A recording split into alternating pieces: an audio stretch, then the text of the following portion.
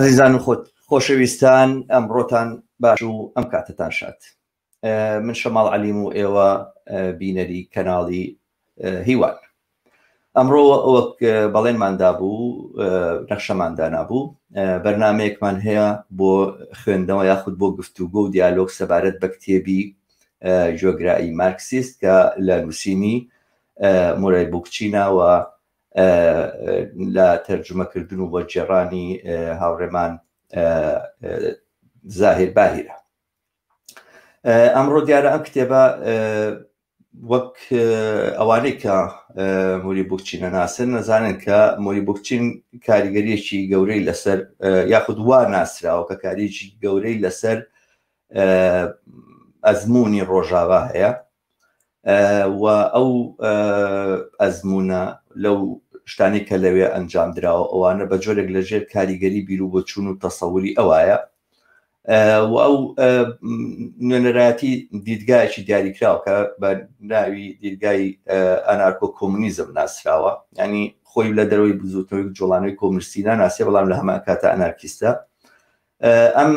کتێبە کە لەلایەن هاوڕێ زاهیر باهیرەوە تەرجمە کراوە ساڵی 2000 تەرجمە کراوە بڵاو بۆتەوە، نزیکەی 2000 نسخەی لێ بڵاو بۆتەوە لە چاپخانەی بینایی لە سلێمانی چاپ کراوە، ئێستا لە کتێبخانەکانە دەسەکەوێت. ئێمە بۆ ئاسانکاری دیارە نسخەیەکی ئەو کتێبەمان لەسەر پاتریۆن لە سایتی کەناڵەکەمان دانابوو و دیارە متەوەفر بوو یاخود بەردەست بوو بۆ هەر کەسێک بیخوێنێتەوە. ئەم بەرنامەی دیارە ئێمە ئەچینە سەر باسی ئەم کتێبە پێکەوە گفتوگۆکەین، دیالۆگەکەین لە ڕاستیە، تەنها چاوپێکەوتن نییە من لەگەڵ هاوڕێی ئازیزم زاهیر باهیرە بیکەم. ئەمە گفتوگۆ و دیالۆگە باسەکانی ئەم کتێبە کە لە نەزەر باسی گرنگ لەو بابەتەوە کە ممکنە فراوانبوونەوەی دیدمان لەسەر و ڕخنانەی کە لە بەرامبەر بیر و بۆچوونە سۆشیالیستەکانە هەیە خودە و دیالۆگەی هەیە لە نێوان ئەو بیر و بۆچوونانەیە کۆمەکی زۆرترمان کا بۆی بەرپێی خۆمان ببینین، بە تایبەتی لە کۆمەلگایشی وەکو کۆمەلگای کوردستانە کە دەرگیر بە 1001 کێشەیە کە لە گرنگترینیان بەڕاستی نەبوونی ڕێکخراوە و نەبوونی ڕێکخراو بوون. باشسوورە دەچینە سەرم باسانە ئەمڕۆ لەم کتێبەیە. من پێم خۆشە سەرەتا بە خێرهاتنی هاوڕێی ئازیزم بکەم، هاوڕێ زاهیر بەخێرهاتی بۆ ئەم بەرنامەیە و مێدەوارم بتوانین گفتوگۆیەکی باشمان هەبێ. سپاس هاوڕێجان، زۆر سپاس. سپاس هاوڕێجان، ئەتوانم تێبینی بدەم؟ ناجارێ پێناسەیەکی کورد سەبارەت بە بەڕێزت پێشکەش بکەم، چونکە ئەزانم کە زۆرێک لە بینەرانی ئێمە بەڕێز دەناسن بەڵام بۆوانەی کە هاوڕێ زاهیر باهیر ناناسن. بەڵێ بۆ وانەی هاوڕێ زاهیر باهیر ناناسن، هاوڕێ زاهیر یاکێکە لە کۆمونیست و بڵێن مارکسیستە دێرینەکانی کوردستان و لە 1970ەوە تێکەڵ بووە بە جوڵانەوەی کۆمونیستی و مارکسیستی لە کوردستان. دیارە ساڵی 1972 گروپی کۆمونیستەکانی دروست کردەوە، پاشان گروپە هەڵوەشاوت و دووبارە دروست کراوەتەوە تاکو ساڵی 1978 لەو کارە گروپیانە بەردەوام بووە تا پەیوەندی کردووە بە قیادەی مەرکەزی حیزبی شوێ عێراقەوە. پاشماوەیەکی کورد لەوان جیابۆتەوە لەگەڵ کۆمەڵێک لە هاوڕێیانی تریە گروپێکی بەناوی گروپی کارەوە دروست کردووە. ئەو لێکێکە لە کەسایەتیە بەرجەسەکانی گروپی کار کە گروپێکی ناوەکەی ناوە بوو گروپێکی مارکسی لێنینی لە عێراقدا، گروپێکی مارکسی لێنینی عێراق کە هەروە ڕۆژنامەیە بڵاوکراویشیان دەرەکرد بە ناوی کار بە گروپی کار ئەناسرا. ساڵی 1985 سلێمانی بۆ لەندەن جێهێڵێ، ئێستا و دانیشتووی لەندەنە، لە بەریتانیا تێکەڵ بە کاری سیاسی چەپ و تەنانکاری نیقابیش بۆ ماوەیەک لە ناو سەندیکاکان لە بەریتانیا چالاک بووە. لە سەرەتای ساڵی 2000ەوە تێکەڵ بووە لەگەڵیان نزیک بۆ تۆ لە بیر و بۆچوون و ئەفکاری ئەنارکیستیەوە، هەنگاو بە هەنگاوم نزیک بوونەوەی وایلاتۆ تاکو لە ساڵی 2005 لەگەڵ کۆمەڵێک لە هاوڕێیانی تری ئەنارکیسیا سەکۆی ئازادی خوازانی کوردستانی دروست کردووە کە تا ئێستش بەردەوامە. هاوڕێ زاهیر باهیر جگە لەم کتێبە کە ئێمە ئەمڕۆ مناقەشەکەین کتێبی تەرجمەکراوی تریشی هەیە، بەڵام ئەوەی کە ئێمە بۆمان گرنگە ئەمڕۆ باسی ئەم کتێبە بکەین من ئەگەر ئیجازە بی هاوڕێ کورتەیەکی زۆر کورتم لەسەر کتێبەکە ئامادە کردووە هاوڕێ زایر ئەگەر ئیجازە بی من ئەو کورتەیە پێشکەشکەم لە پاش ئەوەیە بەڵکم بۆ خۆتانەوە بتوانن سەبارەت بە هەنگاو بە هەنگاو سەبارەت بە باسەکانی قسە بکەن کە من پێم باشە لە باسی یەکەمەوە کە قسەکردنە لەسەر ئێکسپایربوونی مارکسیزمەوانەوە دەست پێ بکەین ئەگەر ئیجازە بن من کورتەیەک لەسەر کتێبەکە بۆ بینەرارم باسکەم کە من خوێنومەتەوە کتێبە و بەوانی بڵێم کە من چی لێ تێگەیشتوم و دواتر پێکیشەوە لە دیالۆگەکەیە بەردەوامە بین هاوڕیانم بەس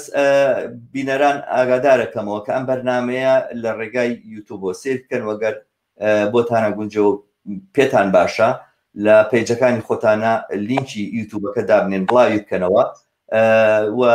ئەم کەناڵە بە دۆست و ئازیزانی خۆتان بناسێنن ئەم کەناڵە کەناڵی هەموو ئازادی خوازان و هەموو کەسانی سۆشیالیست و کۆمونیستە لە کوردستان سەکۆیەکە بۆ دیالۆگ سەکۆیەکە بۆ وردبوونەوە لە کێشەکانی ئێمە بەرەو پێشبردننی کۆمەگەکە بەرەو پێشبردننی جوڵانەوەی ڕزگاری خوازانەوە ئازادی خوازانە و یەکسانی خوازانە لە کوردستان من سەرەتا وەگوتم پێشەکیەکی کورد لەسەر و کتێبە باسەکەم و دواتر دەچمە خزمەتی هاوڕێی عزیزم زاهیر باهیر بۆ پێشکەشکردنی بیر و بۆچوون و تەسەوراتی خۆی و دیالۆگکردن سەبارەت بەم کتێبە ئەم کتێبەی موری بوکچین دیارە کە جۆڕادێرە ئەی مارکسیست لە ساڵی 1969 نووسراوە ئەو بۆ بڵاوکراوەیشی نووسیۆ بە ناوی ئانارکۆس کە بڵاوکراوەی خوێندکارانی کۆمەلگای دیموکراتیکە لە ئەمریکا لێوە بڵاوکراوەتەوە لەم کتێبەیە موری بوکچین ڕوو بە لاوانی چەپی ئەمریکا و ئەوروپا قساکە و تەورەکانی بەم جۆرەیە ئەو تەورانەی کە من بە سەرنجم چووە سەریان یەکەم شەدەوە کە سەرمایهداری بە شێوەیەکی بەرچاو لە 1970 و تەنان لە 1930 جیاواز بووە باسی ئێوە کە ئەو لە 1930 تێکەڵ بە جوڵانەوەی سیاسی وە قسە لەسەر تەجروبە و ئەزمموی خۆیەکە کە چۆن سەرمایهداری ئاڵگۆڕی بەسەرا هاتووە و ئیتر بەڵام چەپ لە هەزار هەرە زمانە بەکارێنێک کۆنتر بەکارێنەوە کە زمانێکە ئێکسپایر بووە لە لای ئەوە کە ئەو ڕخنەی کە مارکس گرتوێتی لە شۆڕژێڕانی سەدەی 19 دووبارە توانین لە مارکسەکانی ئەم سەردەمەی بگریتەوە بە هەمان میتۆدی مارکسەوە کە لێ ناگەڕێن مردوەکانی خۆیان بنێژن ئەوان ئەم کۆمەلگای ئاڵگۆڕی بەسەرا هاتۆ سەرمایهداری ئاڵگۆڕی بەسەرا هاتۆ بەڵام هەر مستەلاحاتەکانی کۆن بەکارێنن بوکچین لەلای بوکچین بە مارکسیزم بۆیە بەسەرچووە لەبەرەوەی بە ئەندازەی پێویست شۆڕژێر نییە و ئەم مارکسیزم هیچ سەردەمی کەمی شتومەک و کەمی بەرهەمە ینی واقع بڵین سکارسیتی کە ناوەبرێ بە ئینگلیزیەوەوانە کە سەردەمی کەمی بەرهەم وەڵام لە سەردەمی زۆری بەرهەم و وفرە و فراوانبوونەوەیە بەکار نەماوە ئیتر بەکار نایە ئەوڵێ چۆن ماکس هیگڵ و ریکاردۆ و بلانکی و ئەوانی تەجاوز کردوانە ئێمەش ئەرکمانە ئەمڕۆ مارکس بە ئاراستەی مۆدێلی تازە شێوازی تازە لە ڕێخستن و خەبات و چالاکی و شێوازی پروپاگەندە و ستایلی ژیانیش تەنانەت تەجاوز بکەین و بڕین بەرەو قۆناغێکی تر کە دیارە ئەم قۆناغە تازەی ناوانێ بە پۆست سکارسیتی و جوڵانەوەکەی خۆی بە جوڵانەوەی پۆستکارسیتی ئەنارکیزم ناوە باکە ئەمە چارەسەری ئێمە بۆ ئەم ڕۆژگاری ئێستا پاژەم پێشێکیە بوکچینەچێتە سەر کۆمەڵێک خاڵ کە بە وەهمیە زانی یاخود بە ئەفسانەیە زانیشێک لەوانە وەهمی پرۆلیتاریایە لای ئەو پرۆلیتاریا ئەو پێک هاتە شۆڕژگێڕە نییە کە مارکس باسی کردووە پرۆلیتاریا لە سەردەمی سەرمایهدارە لە نتیجەی تێپەڕبوونی کاتە پرۆلیتاریا تێکەڵ بۆ بە سیستەمی سەرمایهداری و ئێستا چۆن بۆ ژوازی لە سیستەمی سەرمایهداری پرۆلیتاریا شەروا لەوەیە کارگەران شەروا لەوەیان و کارگەران لە ڕێگەی ئەو دیسپلینەوە کە لە کارگەیە بەسەریان نافەرز دەکرێت و ئەوانە ئەبنە بەشێک لە سیستەمەوە ناتوانن شۆڕژگێڕ بن و ئەوانە و لە لای تریشەوە پرۆلیتاریا ینی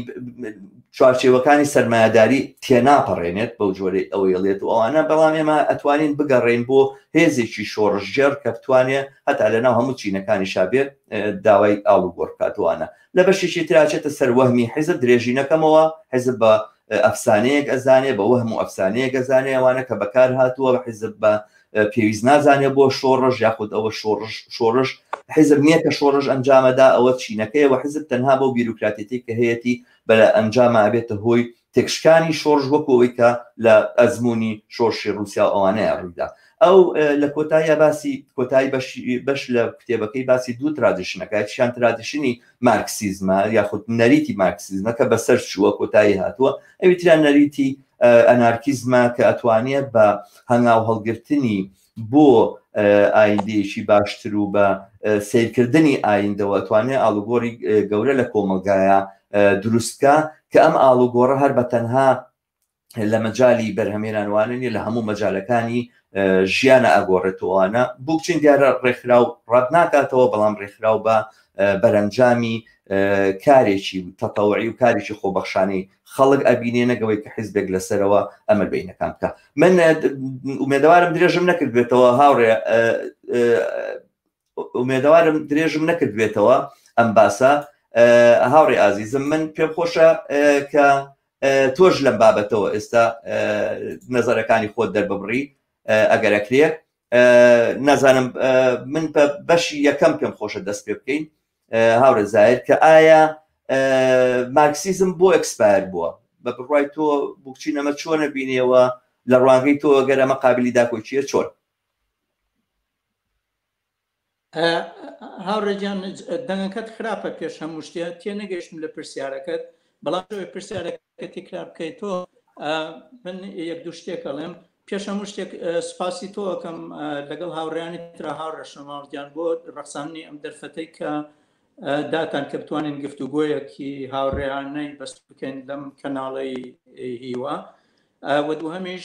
لە ڕاستیان من ئەو سەرنجانەی کە ئەی خەم ئەمانە سەرنجە، یعنی شتێک نییە کە لە لای من یەقین بێ ویا مەسەلەن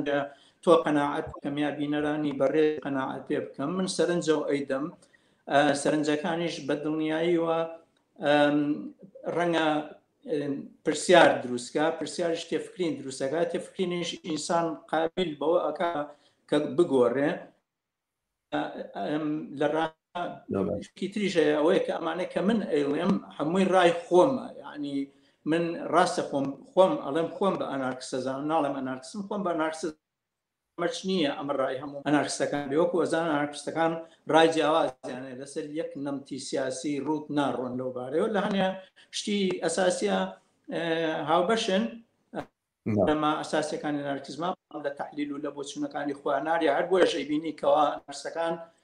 لە مەسەلەی ڕۆژاوا لە زۆر شکەینی ترابوون بە دوو بەشەوە مەسەلەن زۆر ئاساییە لەو بارەوە. بەڵام پرسیارەکەت باش تێگەیشتم. پرسیارەکەی من ئەوەیە ئەڵێم بووکچین ئەڵێ مارکسیزم ئەکسپایر بووە. من پێم خۆشە تۆ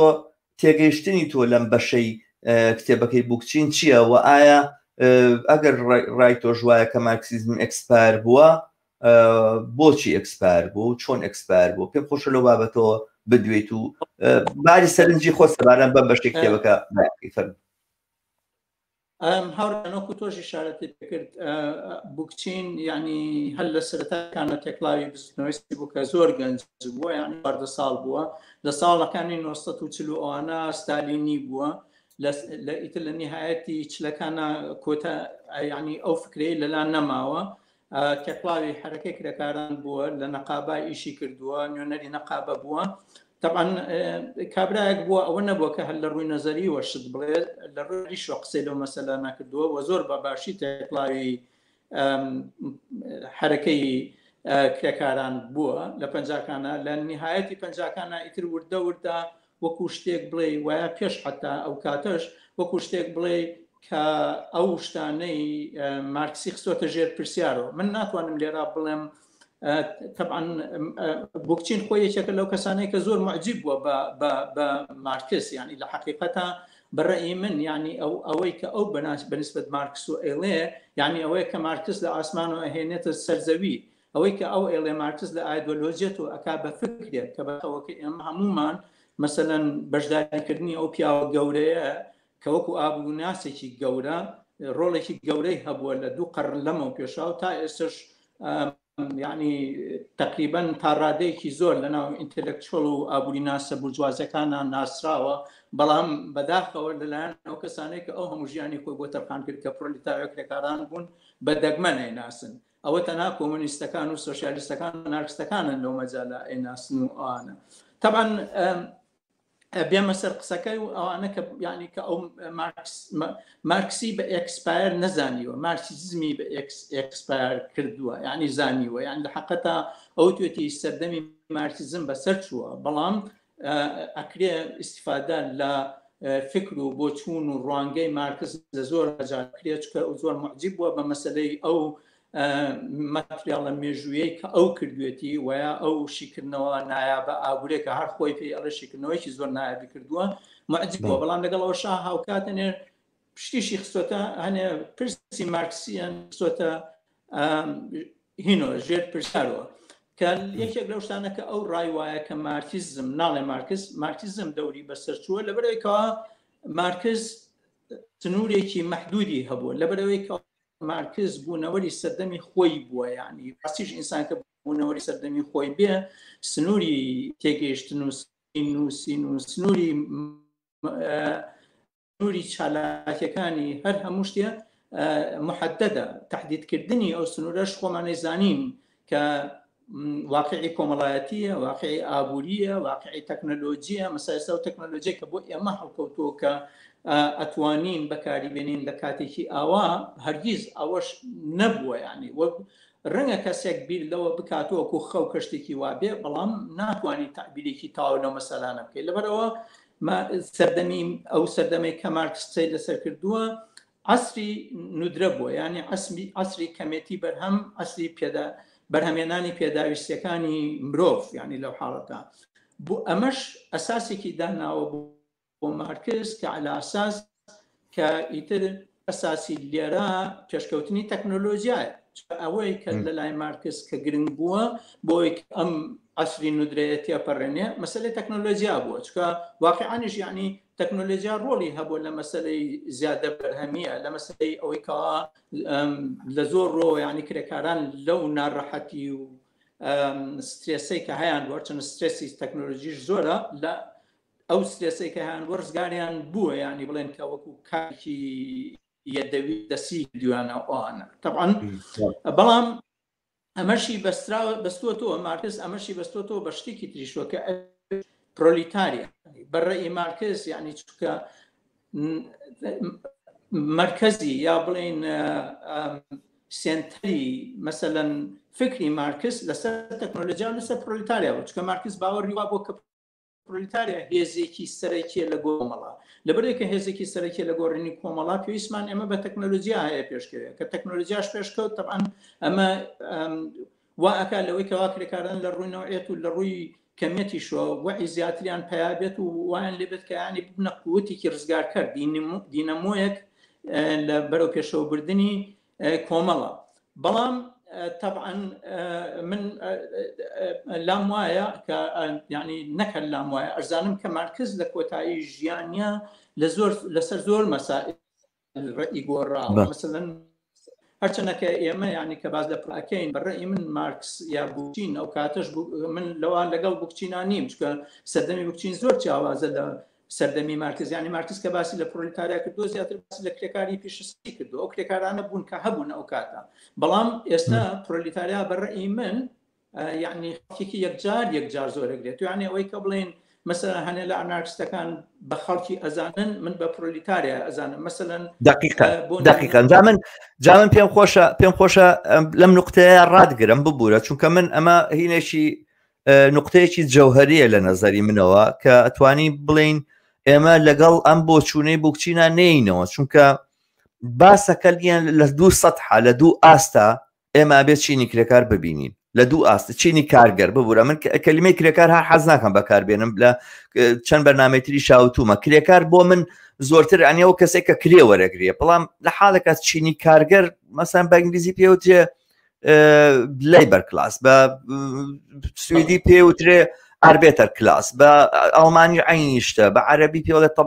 طەبەقە العامیلە، کەس ناڵێ طبقة العاملة المأجورة کەشتی وان ناڵێ ئەم چینی کرێکارێ کوردیە کەلیمەیەکی زۆر خراپە ینی خراپیشە لەو بابەتەوە کە وا لێکا کە مەسەنە هەر کەس کرێی وەرگر کارگەرە و هەر کەس کرێی وەرنەگر کارگەر نییە ینی ژن لە ماڵەوە دانیشتووە بەشداری بەرهەمێنانی سەرمایه‌داریەکە بەبێ کرێ وەربگرێ و کارگەر نیە لە حاڵێکە بەشێکە لە چینی کارگەرەوەی کە بێکارە لە ماڵەوە دانیشتو چاوەڕێی کارە و وەکو شانس و هین بۆی دێتەوەوانە کارکاتەوەوانە بەشێکە لە چینی کارگەر بەرحاڵ من بەبەستمەوەیە لەم هینە لەم بابەتەیە ئەمە پێویستمان بەوەیە چینی کارگەر لە دوو سەتحا بناسینەوە یعنی ئەوەی کە بوکچین پێڵێ میت یاخود پێڵێ ئەفسانەی پرۆلیتاریا ئەوانە بە بڕوای من ئەمڕۆ بەشێکی زۆری کۆمەڵگایە بەڵام لە سەردەمێکە کە مارکس ئەژیا بوو چینی پرۆلیتاریا چینی کارگەر ئەو چینی کارگەرە بوو کە لە کارگەکانە کارێکە چونکە تەنها ئەو چینە بوو کە بەبێ هیچ شتێکی تر بۆ بە فرۆشتنی هێزی کاری خۆی ئەژیا ئەوانی تر هەموو هەر کەسێک ئەبینی مەسەن جۆرێک مولکیەتی هەیە ئەسڵەن مولکی زراعی و ئەوەی کە تۆ مەسەنە لە زەویت هەبێ لە لادێوەمانە شتێکی باو بووە بەشێکی ئەوەی کە هاتۆتە ناو شاروە لە ناو شارە کارگەری کردووە ئەوە ئەو چینی پۆلیتارە بەڵام لە ئاستێکی تەجریدی ترە لە ئاستێکی بڵین قوڵترا کە وەختێک سێری سەرمایه‌دارێکی تۆوانە چینی پرۆلیتاریا بەو ئەتیبارەت چینێکی شۆڕژێر نییە کە دیسپلینی هەیە نازانم فێری خۆ ئامادەکردنە بێ بۆ هین و لە سعاتی دیاری کراوە بێ لەسەر ئیش بێت و لە ئیش تەعاونەکە لەگەڵ کارگەرەکان لەسەر ئەساسی ئەوە چونکە بۆرژوازی وە سەرمایه‌داری ئازادی کردووە یعنی ئەگەر بە بڕای من جۆرێک تەناقوزەوە لە زۆر جێگایە باسەکرێکە مەسەلەن چینی کارگەر ئەو چینەیە کە ئازادە لە خاوەنددارێتی زانی بنەمای ئەم سیستەمی کاپیتالیزمە خاوەنددارێتی تایبەتیە سەرمایه‌داری ناژی ئەگەر هەموو ڕۆژێک ئەم چینی کارگەرە لەم خاوەنددارێتی ئازاد نەکە یعنی ئازادکردنی چینی کارگەر لە خاوەنددارێتی بە معنای دروستکردنی گروپێکە لە ناو هەمان سیستەمە کە هیچ پەیوەندی لەگەڵ ئەم سیستەمەیان نییە و ئەساسەن ڕزگاربوونی ئینسانیەتی دەرکەوتنی ئینسانیەتی بەندە بە لە ناوچوونی ئەم سیستەمەوە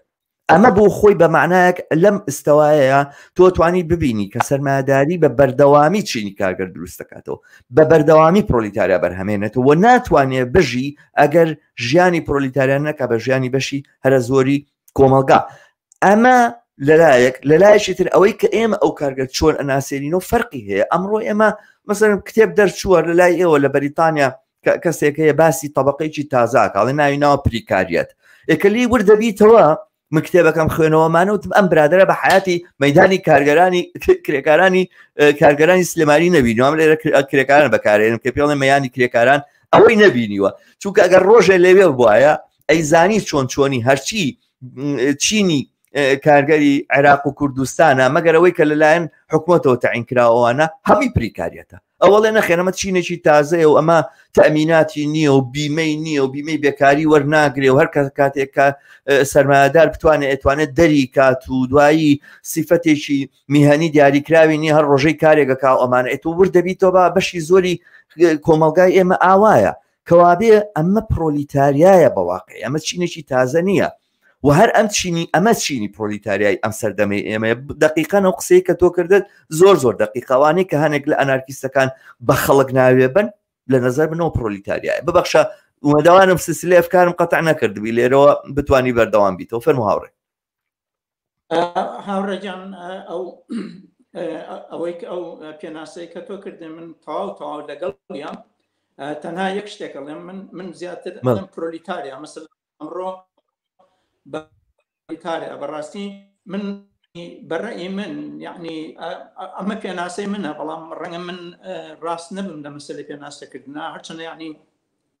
لە حقیقەتایەکە لەو شتە گرنگانەی کە پێویستە لە ئەمڕۆ بکرێ بچی تۆ بە پێناسەی کرێکارانە یعنی ئەگەر تۆ چیتۆ بە پێناسەی کرێکارانە ئەو کاتە بە دڵنیایی شۆ یعنی ئەتوانی مارکس لە ئایدۆلۆژیەوە بگۆڕی تێگەی چونکە تا ئێستش وەکو خۆتی ژووتی زۆر کەس زۆر لایەن زۆر حزب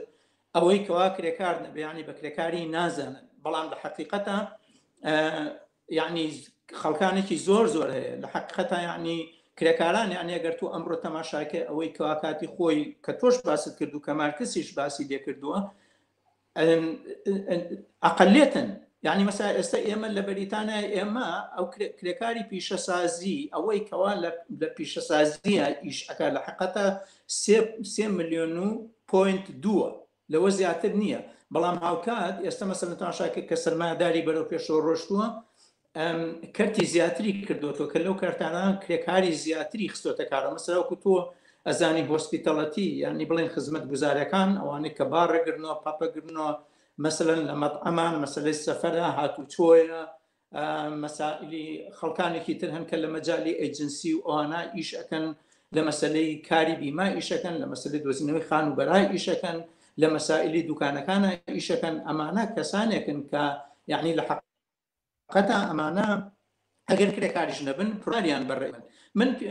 ئەگەر من خۆم پاسێک کرێکارەکەم یعنی کرێکار لە لای من ئەوەیەکەوە فایزی قیمەت دروستەکە بەڕاستی تێگەی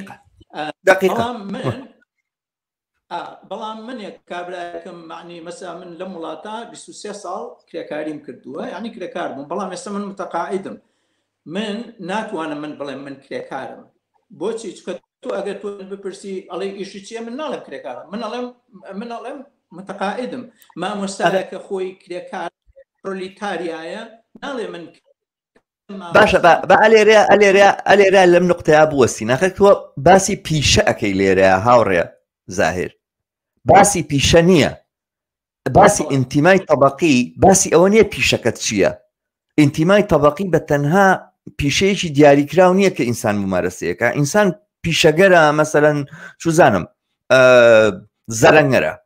ماسیگرە وەنیە لە مەجای کشت و کاڵە کارەکە لە مەجاری بازرگانیە کارەکە ئەمە پیشەکەیەتی بەڵام لە مەجاری بازرگانیە کارەکە ئەخرێک ئەکرێت دوکانارێک بێت ئەمانە مەجموعەیە کارگەری لەبەردە سابێکە کاریان پێکە لە مەجاری بازرگانیە توانی کارگەربی لە لای کەسێک کە مەجموعەیە کارگەری استیخدام کردووە یعنی ئەوەی کە پیشەکەت چییە پیشە کارگەری پیشە نییە کارگەری ئینتیمای تەبەقیە ئینتیمایەکی تەبەقیە کە لە پۆزیشن لە شوێنی کۆمەڵایەتی ئەم ئینسانەیە وەستاوە و لە پەیوەندی ئەمە لەگەڵ بەرهەمهێنانی سەرمایەداریە تەعینە بێ من کە کەسێکم بە فرۆشتنی هێزی کاری خۆم ئەژیم و ئەمە بەشی زۆری ژیانم ئەمە بووە و ئێستا لە کاتێکە کە لە کارکەوتوم و ئەمانە من لەسەر ئەساسی بەشی چەردەی زۆری ژیانم ئەبێت تعریف بکرێم نەک لەسەر ئەساسی ئەوەی کە ئێستا بەشێک لەو معاشی کە لیان گرتوومەتەوە لە ڕابردووە ئێستا ئەم دەنێ ئەخر ئێستش خۆ من هەر بەرهەمهێنەرەکەی فائزی قیمەم بەڵام نهاتەکەی ئەوەیە فائزی قیمەکە یاخود زێدەباییەکە بەشێکیان لێگلاوەتەوە وتوانە ئەم کەسەکە هین بوو متەقاعد بوو ئەیەینێ بایەوەنێکەوە بژی بایەوەنێک کە مەمرۆمەژی بژی ئەمە خۆ نەیکردی بە بەشێکی تر لە چینێکی تر بۆ بووی بە چینێکی تر و ئەگەر بووی بە چینێکی تر و چینێتر کامەیە بە بڕای من وایە بینم کە مەفهومی پرۆلیتاریا ئەبێ وەکو مەفهومێکی کۆمەڵایەتی وەکو چەمچێکی کۆمەڵایەتی سیر بکەین نەگووە بەتەنها وەکو پیشەیەک ببەخشە لەگەڵ مەسەلەی ئینتیمای تەبەقی گرنگە یعنی ئەوە حەقیقەتەن وایە بەڵام ئەگەر ئێمە لەسەر ئەسلی مەسەلەکە بکەین یعنی مەسەلەن ئەگەر بگەڕێتەوە بۆ ئەوەی کەوا مارکس باسی کردووە لە مەسەلەی ئەو قووەتە گەورەی کە داوێتی بە کرێکاران یعنی لە ئێستا یعنی ئەم واقعەی کە بۆ ئەیبینین ئەم واقعە ئەوە ناسەلمێنێ دیارە مەسەلەکەشەوە نییە کە مارکس یعنی درۆی مارکس لەو بوارەی خۆیە لەو ساتە وەختەی خۆیە لەو سەردەمەی خۆیە یعنی ڕێەکانی داوە تەحلیلەکانی کردووە مەرج نییە لە ئێستا یعنی ئەو تەحلیلانە ڕاست بێ لەبەرەوە یعنی ئەگەر تۆ بینە سەر ئەسلی مەسەلەکە کە ئایا کرێکاران ئێستا شۆڕژگێرن یا شۆڕژگێر نین قووەتێکن کە دینەمۆی شۆڕژن یا قووەتێک نین قسە لەسەر ئەم مەسەلەیە لە ئێستا مەسەلەن ئێستا من ئەتوانم بڵم کە مەسا کرێکارێک ڕەنگە وەزعی لە من باشتر بێ بۆچی چکە من کابراایکی متەقاعدم زۆر کەمتر وەرەگرم لە کاتێکا کە کرێکار بووم یعنی وەزعێکی ئاوا خوڕقاوە لەم سەردەمەی ئێستا کە امتیازی هەیە امتیازشی ئەوەیە کە مەسەلا ئیشێکی هەیە مەسەلەن پارێکی هەیە هۆلیدەیەکە خانوویەکە ئەتیایە ئەژیتر خانووی بانک بێ هیچ من و تۆ بێدا بێتمانەوە بکرێ یان مەسەلەن شتێک هەیە یعنی ژیانی وەکو کابرایەکی نییە باشە مەسەلەن ئێستا ئێمە ئەبینین بە ملیۆنەها خەڵک لە وڵاتانەی کەوا سەرمایه‌داری پێش نەکەوتۆوانە ئەوە تا بەهۆی درڕندەی سەرمایه‌دارێتی وەکە لێرە کە شەڕیان بۆ خوڵقێنێ قەیرانێ مەسەلەن هەڵکەندن بۆ خوڵقێنێ شەڕی ئەهلیان بۆ خوڵقێنێ مەسەلەن حەربلیان بۆ دروستەکە ئیتر ئەو حەرب ئەهلیە هەرچی بێت یعنی بان تەفاسیلێکی هەر هەموو ئەمانە وای لەوە کردووە کە تەبەقەیەک دروستکە خەڵکانێک دروستکە کە ئەو خەڵکانە بە حەقیقەت لە خوار کرێکارون بەڵام ئەمانە بۆ من پرۆلیتاریان یعنی من پرۆلیتاریان تۆ پرۆلیتاریا مامۆستایەک پرۆلیتاریە کرێکارێکی شەر عینەن پرۆلیتاریا لەبەرەوە پێم وایە قسەی بووکچین لەسەر ئەم مەسەلەیە بۆیە یعنی نەهاتووە ئەو مەسەلەی شۆڕش لەسەر مەسەلەی کرێکاران بنکە چکە ئەویش کە دیارەکە تعریفی کرێکارانی کردووە هەرمەبەستی ئەو تعریفەی مارکس بووە کە کردوێتی کاتی خۆی کە ئەو کرێکارانەی کە هەبوون کە لە حقیقەتە کە کاتی خۆی کە ئیشیان کردووە کاریان کردووە لە معاملە بوو بێ لە مەسنایەکە بوو بێ لە هەر شوێنەیەکا بوو بێ بەڵام من ئەوە ئەڵێم یعنی مەسا مارکس ئەوە نەباوەڕی هەبووە بە کرێکاران تەنانەت دوتوێتی ئەگەر هاتوو کرێکاران هاتن و سەرمایه‌داریان بە شتێکی سروشتی قبول کرد یعنی ئیتر ئەوە وەکو بڵێ دەست لە شۆڕش بشۆ یعنی ئەوە لەو حاڵەتا شۆڕش نایە بەڵام لە حقیقەتا ئێستا ئێمە ئەبینین کرێکاران یعنی من ناڵێم قبولیان کردووە بەڵام بار و دۆخەکە بە دەرەجەیەکە قبولی ئەوە بکەن ئەبێ قبولی ئەو بکەن کە هەیە ئێستا و بگرن نەکەوانن شۆڕشکەن بەڵکو ناتوان کە خۆشی زۆر باشە زانی ئەو شتانێکە لە ساڵانی 1970 شتاکانە کە لە وڵاتە بەدەستێنراوە ئێستا وردە لە ئەوانەشمان لێ ئەسەندرێتەوە یعنی قسەی بووکچین لەسەر ئارەیەوەیە قسەی بووکچین ئەڵێ ئەمڕۆ ئەو خەباتە تەقلیدیەی کە هەبووە کە تۆ تەنها ئەحتیمات کرێکاران بەو شێوەی کەوا مارکس و بووکچین و ئەوان بینیوانە یعنی ناتوانانی بزوتنەوەکە بەریتە پێشوە ئەمڕۆ بزوتنەوەکە بزوتنەوەی خەڵکی ئەوە پێڵێ من ئەڵێم بزوتنەوەی پرۆلیتاریا یەکێکی لەڵێ بزوتنەوەی لە سەتانەوە نوۆکەیە کەینە بەڵام هەر هەمومان متفقین ڕەنگە لەسەر یەک پێناسە یەک نەگرینەوە بەڵام هەمومان کە ئەگەر بێتە سەر مەسەلەی ئەوەی کە کێ بەشداریە لە شۆڕشە و شۆڕش لە قازانجی کێیە ئێمە هیچ خلافێکمان نابێت لەو مەسەلەیە ئەمەیە ئەسڵی مەسەلەکە بۆیش یعنی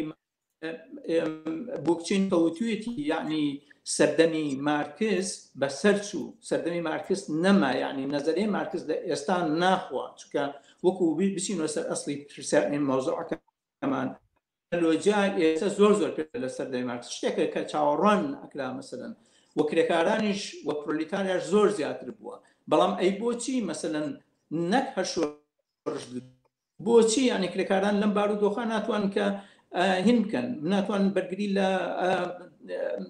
داخوازەکانی خۆیان بکەن بەرگری لەو شتانە بکەن کە پێشتر بەدەستیانە یعنی بەڕاستی ئەیبینیت یعنی حرەکەی خەڵک لە خارجی ئێرە لێرەش و ینی تەشەنەی کردو بۆ شوێنەکانی تر یعنی توازدەوە بێنە مەسەلا حرەکەی دروستە بێت لە شوێنێکی تر مەسەلەن حزبێک یا ڕێکخراوێکی تێرۆریست یا مەسەلەن ئەم وڵاتانە ڕۆڵێکی گەورەیان هەیە لەوەی لەباری بەرن بەڵام بتەوێت و نەتەوێت بەهاری عەرەبی کە هات وان نەهات بەڵام ئەمە شتێکی ترەکە ئێستا وای لێ هاتووە ئەوان لێ کردووە کە بە جۆرێکی ترە ئاقارەکەیان بێت یعنی ئەمە شتێکە ئێمە ڕەچاوی ئەوە بکەین لە حقیقەتە ئەنجام دوای ئەوە بەڵێ فەرموو ئەزانیت چۆنە ببەخشە من هاوڕێزایر یەک فەقەرە خوێنمەوە چونکە من ئەزانم تەسویری تۆ بە مەسئول نازانم لە بەرامبەر تەسویری بووکچین بەڵام لێرە کە تۆ ئەم کتێبەت تەرجمە کردووانە ئەو باسی کە بووکچین کردوێتی لەسەر مەوزوعی چینەکان و ئەوەی ئینەوەوانە من کەمێک بەهی نیەزانم بە ناڕۆش نیەزانم ئێستا من ئەم فەقەرەیتە لە کتێبەکەیە ئەڵێ خاڵێک کە لێرەدا هەیە یاخود گرفتەکە ئەوەیە کردبوون و دابەشبوونەکان لە ئێستادا هەموو ڕیزەکانی چینە کلاسیکەکانیشی گرتووەتەوە. ئەمانە کۆمەڵێک گیر و گرفتیان وروژاندووە کە هیچ کام لە مارکسیەکان کە مەیل و ئاشنایەتی نزیکیانێ لە تەک ئەو کۆمەڵانێکە بە قۆناغی نوقسانی پێدەستەکان تێپەڕیون ناتوانن پێشبینی بکەن. یعنی باسەکە لەسەر چییە؟ باسەکە لەسەر ئەوەیە کە ئەڵێ باسی ئەوەی کە کێشەی ئەم دابەشبوونەکە لە ناو کۆمەلگایە هەیە لە بینەوانی کەوا باڵا دەستوانەکەینن هەموو چینەکانی ئەخری ینی چۆن هەموو چینەکانی گرتووە. ینی مەسەلەن بەشێکی زۆری کۆمەلگا لە ناوەڕاستایە، بەشێکی دیاریکراوی کۆمەلگا لە ناوەڕاستایە باشە، و بەشێکی کەمایەتی هەیە لە کۆمەلگا کە لەسەری سەرەوەی آخر لە 100 یەکی کۆمەلگای ئەمریکی ئەوانە چ جیاوازی ناکۆچی کە شەڕیانەیە لە بینی یەکترا کەفی خوانە، بەڵامەوە چه پەیوەندی هەیە بەوەی کە ئێمە بۆ کۆمەلگایەکی باشتر هەوڵە دەین و خەباتەکەیان سەرەوان گۆڕین سیستەمەکەیان ناوێ بە هیچ معنایەکیش لە شۆڕژ نزیک نابنەوە. بەڵام لە حاڵێکە باسەکە لە شۆڕژ ژێڕبوون، باسەکە لەسەرەوەی کە ئەم سیستەمە تەجاوزکەین بۆ سیستەمێکی تر و ئەوانە مەسەلەن بۆ ئینە ئێستا شتێک لەو شتانەی کە زۆر بەواقعی من بۆکو کەسێکە متابعی ئەحداسەکان مەکردو ئەوانە نیگەرانیە کردم ئەوە بوو لە ناو ساحەی تەحریری شاری بەغایە پرۆلیتاریای بەغا هاتوتە مەیدان، لەوێ خێمەی هەڵداوە، هەموو خەڵکی دەستەنگ خاوەنی تیکتۆک، خاوەنی نازانم بێکار، ئەوەی کە دەرکراوە نەجێڕاوتەوە بۆ کار، خەڵکانێک عقودیان فەسخ کراوە ئەوانە و لە هیچ شوێنێک ناتوانن کارپیاکەن، ئەمانە کۆبوونەتەوە ناڕەزایەتی دەرەبڕن لە ناو جرگەی شاری بەغایە، پرۆلیتاریای بەغایە هاتوتە مەیدان. مەسەن هاوڕیان لەگەڵ کەی چینی کرێکار دێ جاژن چینی کرێکار کەی چینی کرێکار دێ پشتیوانی لەم ناڕەزایە ناکە. یعنی چی مەگەر ئەوەی کە لەوەیە بۆ چینی کارگەر نییە، بۆ ئەوەی کە لەوەیە پرۆلیتاریانە، بۆ ئەوەی کە لەوەیە بەشێک نییە لەم هینە. باسەکە بە بڕوای من نقطەیەکە لەم قسانەی بوکچینە من هەستی پێکەم تێکەڵکردنی مارکسیزمە بە میتۆدی مارکسیستی، بە میتۆدۆلۆژی مارکسیستی، بە جیهانبینی مارکس، بە جیهانبینی مارکسیانە. نێزانیی دوو فەرق هەیە لە بینی مارکسیزم وەکو مەکتەبێکی فکری کە تەواو و ئەنواع و ئەشکال نەزەریات و تیوری تایە و خەڵک هێدایەنێتە پاڵ مارکس. مارکس مەسەن لە ژوێنێکە عیبارەتێکی بەکارهێناوە خێرا کردویانە بە تیوری. مارکس لە ساڵی ئەوەنە وای و تۆمانەم تیۆریە بەم جۆری و بەم جۆری وتر تیۆری دابتاشە و بیخەرە پاڵ مارکس کە خۆی گەر مارکس بمای ڕنگ بوو ئەوانەی قبول نەکردایە چەند جار ئارائی خۆی لەسەر مەسائلی زۆر مهم و حساس ئاڵوگۆڕ پێداوە لە قۆناغێکەوە بۆ قۆناغێکی تر و لە شوێنێکەوە بۆ شوێنێکی تر و ئامادە بۆ هەمیشە چاوکراوە بۆ فێر ببێ. کۆگۆنەکە دروست بووتێتی هاها ئەوە کۆمۆنارەکان فێریان کردین کە دیکتاتوری پرۆلیتاریانی چی دەسەڵاتی چینی کارگەری یعنی چی ئەوەیە کە لە کۆمۆنیا بووە. یعنی کتێبی سەرمایە بڵاو کردوەوە بەر لەوەی کتێبەکە بڵاو بێتەوەوانە چاوەڕێ کردوێتی کتێبێ دەرچووە لەسەر ئابوووریەوەوانە تاوە نەخوێنمەوە کتێبی سەرمایە بڵاو ناکەمەوە بەشێتێ 11 ساڵی ڕێک بۆ دانیشتووە هەموو ڕۆژەکاری لەسەرم کتێبە کردووە. بەڵام ئەمانەتی علمی ڕێگەی نەداوە تێت چاوەڕوانی ئەوە کەمەوە ببینم بۆی کاهینەکەم. بەڵام ئێستا هاتوون لە هەموو شتێکی ئەم مارکسەکەوتێتی تیوری داتاشن و هەبوویەکەن بە شتێکی یەک هینی گەورە بڵین مەلەفی گەورە لە تیئوریاتۆمانە هەمویان ناو مارکسیزم. ئیتر لەسەر مارکسیزمش خەڵک متفق نییە لەگەڵ یەکە ئەنوا و ئەشکال گروپ هەیە ئەنوا و ئەشکال لایەن هەیە ئەم لایەن ئەو بە وردە بۆژوازی دانێ خۆی بە مارکسیزانێت تاوای لێدە کەسانێکی وەکو من حقەتەن لێرە ئێڵێم و پێشم وایە هی نییە ینی مەسلەیەک نییە کە خۆمی لێ بشارمەوە من پێم وانە کە بووکچینەم کتێبی بۆ من نووسیۆ لەبەرێ من خۆم ئێستا بە مارکسیز نازانم بەو معنایە لەبەرەوەی کافیە ببڕێتەوە بۆ معنایە کە تۆ هەشتێک مارکس وتی من تەئیدێکم و 100% قبولمۆمانە من مارکسیز نیم بەم معنایە. مارکس ڕۆژگار شتێکی وتووە دواتر خۆی ئاڵوگۆڕی بەسەراهێناوە و ئەم وشەی مارکسیزمە ئەساسەن لە قاڵبدانی ئەم میتۆدەیە بۆ خوێندنەوەی دنیا لە قاڵبدانی ئەم تێڕوانینە شۆڕژگێرانەیە کە ئامادەی هەمیشە ئاڵوگۆڕ لە خۆیان بکات و ئاڵوگۆڕ لە خۆیان ئیجادکە. بەڵام کێشەکەی بووکچین ئەوەیە کە ئەم میتۆدەی لەگەڵ ئەو نەزەریاتانەیە تێکەڵ کردو ینی لە ئینگلیزیا شتێک هەیە ئەڵێ کۆرپەکەی بە ئاوی حەمامەوە فڕێداون نیە بە ئاوی تەشتەکەەوە کۆرپەکەی فڕێدا throw the baby with the bath water ئاوای کردووە. یعنی دروستە خەڵکانێک هاتوون شتێکیان دروست کردوونە ناو مارکسیزم هەرچیەک نەزەریاتی خۆیانە و لە تەجاربێکی دیاریکراوە شتێکیان ئستینتاژ کردو و کردیانە بە تیوری و لەسەریان نووسی و توانەمە مارکسیزمە ئەو دێت ڕەخنە لەمە ئەگرێ یاخود مەسەرەن مارکس لە ڕۆژگارێکی دیاریکراوە وەصفی حاڵەتێکی معەنی کردووە بڕۆ کتێبەکانی مارکس بکەنەوە لە ئەوڵەوە هەتا ئەخیر لە مانیفێستەوە تاکو ئەو کاتی مەرگ شاردێتەوە یەک جملە نبینی کە مارکسودی بڕۆن ئیتیحادیە دروستکە بڕۆن ڕێکخراوی کارگەری پیشەیی دروستکەنەوە چونکە خۆی هەبووە مارکس وەصفی حاڵەتێکی دیاریکراوی کردووە لەسەر ئەساسی ئەو حاڵەتە کە هەیە ئستینتاج و میتۆدەکەی خۆی بەکارهێناوە تۆ ئەمە بێنی بیکەی بە مارکسیزم و بڵێ مادەم ئەم فکرە و تیوریە ئێستا تەواو نییە پێویستمان بەوەیە چۆن مارکس هیگڵی تەجاوز ئێمەش تەجاوزی مارکس بکەین باشە ئۆکەی شێشە نیە خۆ مارکس نەیکەین بەو بە تراجیدیای ئەو بتشێنەی کە مرد بتیان بۆ دروست کرد خۆی من بت لە مارکس دروست ناکەین مارکس ئینسانێک بووە عبقەریەک بۆ هی سەردەمی خۆی و مێشتێکە لە بەشەریەتا کەمتر تا ئێستا دروست بۆ ئەوانە و بەم هەموو داهێنانەوە کە کردوێتی بەڵام سەرنجام باشە لە نیوتنی فیزیایی هینە لە مەجای شۆڕش جێربوون و علمی شۆڕشا نیوتن چۆن لە مەجای فیزیای ئاوا گەوری ئاینشتین چۆن لە مەجای فیزیای ئاو گەوری ئەویش کەسێکی ئاوایە بەڵام خۆمانەوانی ڕۆژە لە ڕۆژان کەسێک نێت دا تەجاوزی مارکسکە باشە ممکنە بەڵام تەجاوزی کەین بەرەو چی بەرەو کام میتۆد بەرەو کام جیهانبینی بەرەو گەڕانەوە بۆ دژایەتیکردنی کۆمەڵێک مۆراڵی معەن لەگەڵ سیستەمی ئێستایە یاخود بەدیتنەوەی ئەو تەناقوزاتانەی کە ئێستا هەیە منهەجێتی مارکس لەوەیە گرنگ و مهمە کە لە ناو قەیرانەکانە عیلاجەکانە دۆزێتەوە لە ناو ناکوچیەکانە شتەمادیەکان کەشفەکاتەوەوانە مارکس لە یەکەم کەس نەبوو داوای سۆشیالیزمی کردووە یەکەمین کەس نەبوو داوای کردووە کە کۆمەڵگایەک دروست بێ کە یەکسانی تیا بێتوانە کە ئەو هات نازانم لەوانەیە تۆ متابعەت کردبێ هاوڕێزار ڤێتلینگ کە کتێبێکی نووسی بوو باسی کردبوو لە سۆشیالیزمە چ نەو عەجلێک لەبەرکە هەتا گاڵتەی پێکات لە شوێنێکە فرانسیزوینە پێما بێڵێ قۆپچەی جلەکانیشی دانابوو کە قۆپچەیەکیان بۆ دانن بۆ جلەکان کە تەقسیمی کەن بەسەر هەموو عالەمە هەموو یەک جلی لە بەرابێ ڤێتلین هاتبوو تا ئەو مستەوایە سۆشیالیزمی تعریف کردبوو کە مارکس خۆ یەکەم کەس نەبوو باسی سۆشیالیزمکە فەرقەکەی مارکسەوەیە ئەڵێ سۆشیالیزم بەدەستی چینی کارگەر خۆی ئەبێ دروست بێ ئازادبوونی چینی کارگەر کاری خۆی ئەبێ خۆی ئازاد کە ئەمە مهمی مارکسە و ئەمە عەزەمەتی مارکسە و لێرەیە کە مارکس جا ئەبێتەوە لە سۆشیالیزمەکانی پێشخۆی کامە نیە مەسەن ئایدیایەک و تێڕوانینەکەم هەیە من لەسەر یەکسانی و لەسەر ئازادی کە لەگەڵ ئەم مجتەمەعە ناگونجە بەبێ ئەم مجتەمەعە لەبین بەرم نە چینێک لەناو ئەم مجتەمەعە خودی ئەم مجتەمەعە دروستی کردو خودی ئەم سیستەمە دروست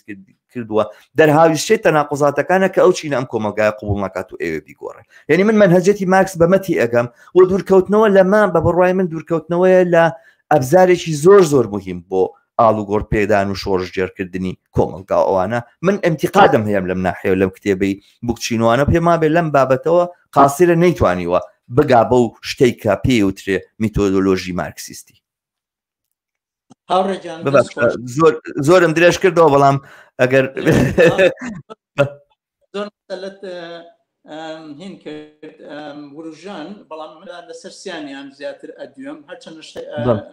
دەش ئەی بڕی ئەوەنەی کە تێگەیشتم یەکەمیان بەڕاستی چی پێ بووکچین کە قسەی لەسەر مارکسیەکان کردووە هەر لەسەر ئەوە نەیکردو هاتون مارکسیان شێوان بوو لە حقیقەتە مارکسیەکە هاتون مارکس بشێوێنن چکە بەڕاستی ینی بۆ من لینین باشترین متەبقی مارکس بووە مەسەلەن بووکچین باس لەوە ئاکاکەوە مارکسیەکان هاتوون ئەوەی کە مارکس ئەیڵێ ئەیانەوێت تەطبیقیکەن بەبێ ئەوەی کە هیچ گۆڕانکارێکی تیاکەن ڕەخنەکانی بووکچین لەسەر مارکس هەنێشتی ڕئیسیە یەکێک لەوانە مەسەلەن ناوەندگەرایی یعنی مرکزیت طبعا ئەوە مەسلەیەکی زۆر گەورە بۆ کە حتا کاتی خۆشی لەسەر ئەو مەسلەی ناوەندگەراییە یەکێک بۆ لەوە لەسەر مەسلەی سیاسەتەکەی بڵێن دیکتاتۆریەتی پرۆلتاریا کە کاتی خۆی مارکس و برادەرەکانی مەساباکۆنین و برادەرەکانیانی دەرکردووە لە نیونەتەوەی یەکەمە کە بەجێیانی هێڵاوە لەبەر ئەوە بووکچین شتەکانە گەڕێتەوە بۆ خودی مارکس خۆی یعنی مارکس کابرایەک بۆ زۆر مرکزی بووە مرکزیەتی مارکس هەر لە مەسلەی هینا نەبووە لە مەسلەی سیاسیان نەبووە کە ویستوێتی دیکتاتۆریەتی پرۆلتاریا و دەوڵەتی پرۆلتاریا دروستکە بەڵکو لە مەسائلی ئابووریشە بۆیانی ئەمە حقیقەتە یعنی هەموو هەوڵی مارکز ئەوە بووە مەسەلەن حتا لە یەکخستنی قەومەکانە مەسەلەن بۆ نمونە لەوەی کەوا هاتووە کە وەکو هەمومان ئەزانین لە ساڵەکانی هەشتا ئەم وڵاتانە مەساوەکو بڵێن ئەڵمانیەکان و ئیسپانیەکان و ئیتالیەکان و ئەوانە هەمووی وەکو مەمالیکە و وەکو هینی جیاواز بوون بەڵام ئەوەی بەلاوە باش وە کە بێت و ئەمانە یەک بگرن لەبەر ئەوەی کەوا کە یەک بگرن لەبەر ئەوەیە کەوا مەسەلەن دەوڵەتێکی گەورە دروستکەن و تەکنەلۆژیا بچێتە پێشۆ و لەوێەوە پرۆلیتاریا نشونما بکە هاوکاتی ژیانی ئەو لەسەر مەسەلەی تەکنەلۆژیا و لەسەر مەسەلەی پرۆلیتاریا زۆر شتی تر ئەڵێ کەواتایەکێک لەو خلافانێکەوە هین هەیەتی بووکچین هەیەتی مەسەلەی مرکزیەتە یعنی مرکزیت ناوەندگەرایی زۆر شتێکە کە یعنی ناتوانانی هینی بکەیت یعنی ناتوانانی تەجاوازی بکەیت چونکە سێنتەرێکە لەوە لە خاڵی دووهەمیان مەسەلەن کە ئەو هاتووە مەسەلەن کە ئەڵێ تەجاوازی مارکسکەین تۆ ئەڵێت ئەی ئێمە چی بکەین ئەبێ ئێمە تەجاوازی مارکسکەین یعنی ئەگەر ئێمە تەجاوازی مارکس نەکەین چه فەرقێکەی لە نێوانی مسلمانەکان و ئێمەکەوان ناتوان تەجاوازی حەدیسەکانی پێغەمبەر بکەن یا مەسەلەن ئاەتەکانی قورئان بکەن ئێستا شەر ئەڵێنەوە هەر لەگەڵ قسەیان لەگەڵاکە یەکسەر بە ئاەتێک بە حەدیسێک داتەگرنەوە یعنی کەواتە بۆچی ئێمە ئەبێ ئینتیقادکەین لەو مسلمانانە کە ئەگەر ئەوان کە ئێمە خۆمان نتوانین تەجاوازی مارکسکەین تۆش خۆت معتەریفی بەوەی کە ئەڵێ مارکس سەردەمێکا بووە کەوا سنووربەندی کە نەیتوانی و هەموو شتێکەوە فعلیش نەیتوانی و ئەمە گلەی لە مارکس نییە ئەمە گلەی لەو بار و واقعەیە کە دەورەی فەردی داوە هەموو فەردێک سنوورێکی دیاریکراوی هەیە یعنی لەو حاڵەتانە ئەنجا دوای ئەوە لە مەسەلەی لەبەر ئەوە یعنی مارکس یینی بووە یعنی تۆ تەجاوازیکەی چونکە مەسەلەن مارکس قووەتی مارکس ئەو قووەتەی کەدایەتی بە گۆڕینی مجتەمع کرێکارانە لە ئێستا کرێکاران نییە یعنی مەسەلەن تۆ خۆت ئیشارەت بە این کرد ئیشارەتت بە عێراق کرد مەسا ئیشارەت بە لوبنان کرد بە عێراق بە فەرەنسا بە ئێرە یعنی هەمووی خەڵکی گەنجە هەمووی خەڵکانێکە کە ئیشیان نییە کاریان نییە یعنی ڕاست ئینتیمای تەبەقی کرێک هەیە لە حقیقەتان یعنی ڕاستە بەڵام مەسەل تۆ تەماشاکەی حرەکەیەک هەبوو لە فەرەنساکەوا بۆ نزیکەی 3 ساڵە یەلەک زەردەکان تا ئێستش من نەمبینیوە کە قوتاعێک لە فەرەنسا 2 دانە سەعات هینیان بکە یعنی کار بەستێنن بۆ هاوکاریکردن و هاوپشتی ئەوان یعنی لەگەڵ ئەوەش من مەبەستمەوە کە کرێکاریانیان لەگەڵانە بووە کرێکارانێکی زۆریان لەگەڵا بووە بەڵام کرێکارانی پیشەسازی ئەوانەی کە وەزعیان باشە کەینە چونکە ئەمڕۆ کرێکار لە ئێستا هاوڕێجە قسە لەسەر لە ئێستا کرێکە تەبەقەیەکی یەکگرتو نیم و ناش بنە تەبەقەیەکی یەکگرتو بۆچی نابنە تەبەقەیەکی یەکگرتو چونکە سەرمایه‌داری توانیوێتی جۆرەها ئیسلاحات و شتی وا بکە مەسا لە کۆمپانیایەکە هێناوێتی چەند نوع کرێکاری دروست کردووە هی تەکنیشنی هەیە هی پۆرتەری هەیە پاکردنەوەی هەیە مەسەلەن بڵێن ڕێکلامەی هەیە هی حتا تەنانەت زۆرشان کە مەحامیان هەیە هەر هیچێک لەمانە بە کۆنتراکتێک بە گرێبەستێکی تایبەتی این کراون لەبەر لە کاتێکا کە قوتاعێکیشیان ئەچێ بۆ هین بۆ مزارە هەر لە عینەن کۆمپانیا قوتاعەکانی تریان ناچن بۆ مزار بەشەکانی تریان ناچن پشگیریان ناکەن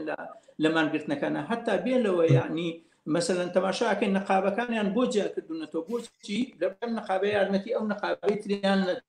ئەنجا لە مەسەلەی کۆمۆنیستەکانە یعنی مارکس هەمیشە ڕێی وا بوو نەک هەمیشە بوو لە زۆر جێگا ڕێی وا بۆ کۆمۆنیستەکان جیاوازن لە لاینەکان لە کرێکاران مەسەلەن مارکس ڕێی لەسەر دروستبوونی حیزب هەبووە وتوێتی کۆمۆنیستەکان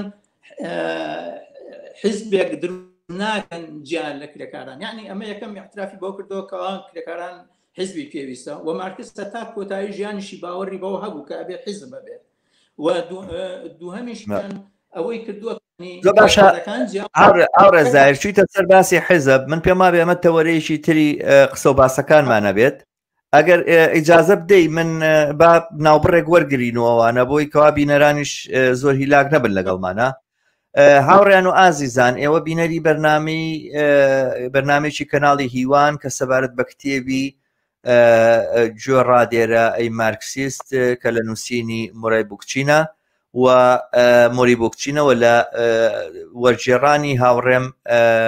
زاهیر باهیرە. ئەم گفتوگۆیە لێرە بۆ ناساندنی کتێبەکە و بۆ دیالۆگە سەبارەت بەو باسانەی کە لەو کتێبەیە هاتوون. من دیارە ئەوە بڵێم ئێوە ئەتوانن بەشداری بکەن ئەگەر تەکنیک ڕێگەمان بات و کێشە دروست نەبێ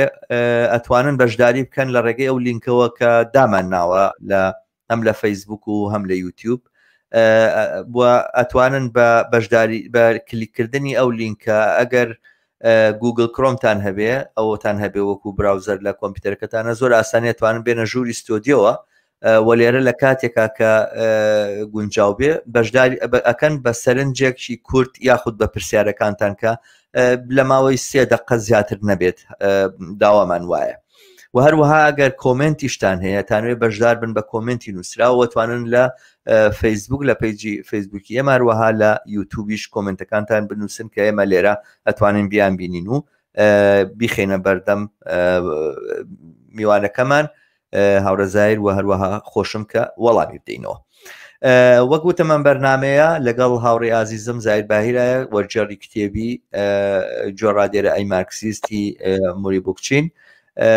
و ئەمە بەشی یەکەمی بەرنمەکەمان بوو ناوبڕێکی کورت وەرەگرین بۆ ئەوەی لە بەشێکی ترابینەوە لاتان بەڵام بیرم ناچێ پێتان بڵێم ئەم کەناڵە سەبسکرایب بکەن لە یوتیوب شەیری بکەن لە ڕێگەی فەیسبوکی خۆتانەوە و بە دۆست و ئاشنایانتان بڵێن کە لە یوتیوب بەشدار بن ئیشتراککەن بۆی برەوی پێ بدەین بۆی ئەم سەکۆیە کە سەکۆیەکە بۆ دیالۆگ و بە یەکگەشتنی چەپەکان و ئازادی خوازان و سۆشیالیستەکان و کۆمونیستەکانی کوردستان لە برەوی زیاترا بێ.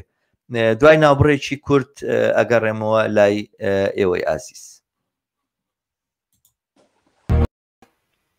ئازیزان و خۆشەویستان هاتینەوە لاتان بۆ پێشکەشکردنی بەشی دووەمی بەرنمەیەک سەبارەت بە خوێندنەوەی کتێبی مۆری بوکچین جۆ ڕادێرە ئەی مارکسیست. ئەم کتێبە لە وەرجێڕانی هاوڕێم زاهیر باهیرە و ئەو لێرە لە ستۆدیۆ بۆ باسکردن و گفتوگۆکردن و دیالۆگکردن سەبارەت بەم کتێبە. هاوڕێ زایر لە پێش ئەوەی کە بڕگەیەکی وەرگریت بڵێ باسی ئەوەت کرد کە هاتیتە سەر مەوزوعی حیزب من پێم خۆشە ئێستا لەسەر با من لەسەر تەجاوازی ئەوەی کە بۆ 1 دقە و نیوێک زیاتر ناڵێم بوکچین کە باسی لەوە کردو کە تەجاوازی مارکسیزم بکەین بۆ یعنی یەکێک لەو خاڵانێتر ینی بەڕاستی من وەکو وتم هەموو کەسێک معتەریفە بەوەی کەوا مارکس باشترین ئابووری ناز بووە تحلیلێکی زۆر مهمی کردو بەڵام بەخەوە ئابووریەکەی مارکس زیاتر بە بورژوازی و بە سیستەم لە کرێکاران وەک لە سۆشیال بۆچی چونکە لەبەرەوە ئەو خەبات لە پێناوی سۆشیالیزما تەنها هینی کردووە لەسەر کرێکاران تەنها حەسری کردووە لەسەر کرێکاران ئەمە یەک بۆ دووهەمیشیان وای داناوە کە ناکرێت یعنی تۆ خەبات دەربارەی سۆشیالیزم بکەیت حتا دوای کۆناغی سەرمایەداری طبعا هەر مەسەلەکەش مەسەلەی تەکنۆلۆژیا مەسەلەی ئەوەیە و هەر لەبەر ئەمەش بووەکەوە مارکس گوێ نەداوەتە ئەوەی کەوا کە لە هیندستانە هەموو فەقیر و هەژارە مردوون لە بڵێن لە ساڵانی 1800 بەڵام ئەم بەلایەوە زۆر باش بووە کە شەریکەی هیندی شەرقی کە لەوەیە چکە ئەمە بنیادنەری سەرمایەدارێتە لەوێ گوێ نەداوەتە ئەوە مارکس لەگەڵ تێکدانی کۆمونیتەکان نابووە نەک لەگەڵ ئەوەی کەواتە شەنەیان پێبدا و مۆدێرنایزیان لە حاڵەتێکی تریش مەسەلەن بە گوێرەی ئەو ئابووری مارکس خەڵکی لیبرال مەسەلەن خەڵکی بورژوازیەتانە پێمان بڵێ گەمژە تۆ باز لە سۆشیالیزمی چی ئەەکەی لە عێراقا لە سووریا لە میسرا لە فڵان شوێنە لە فیسارشان چونکە ئەوەتا مارکس ئەڵێ حتا سەرمایەداری دروست نەبێ تۆ ناتوانی قسە لەسەر ئەو مەسەلەیە معناوە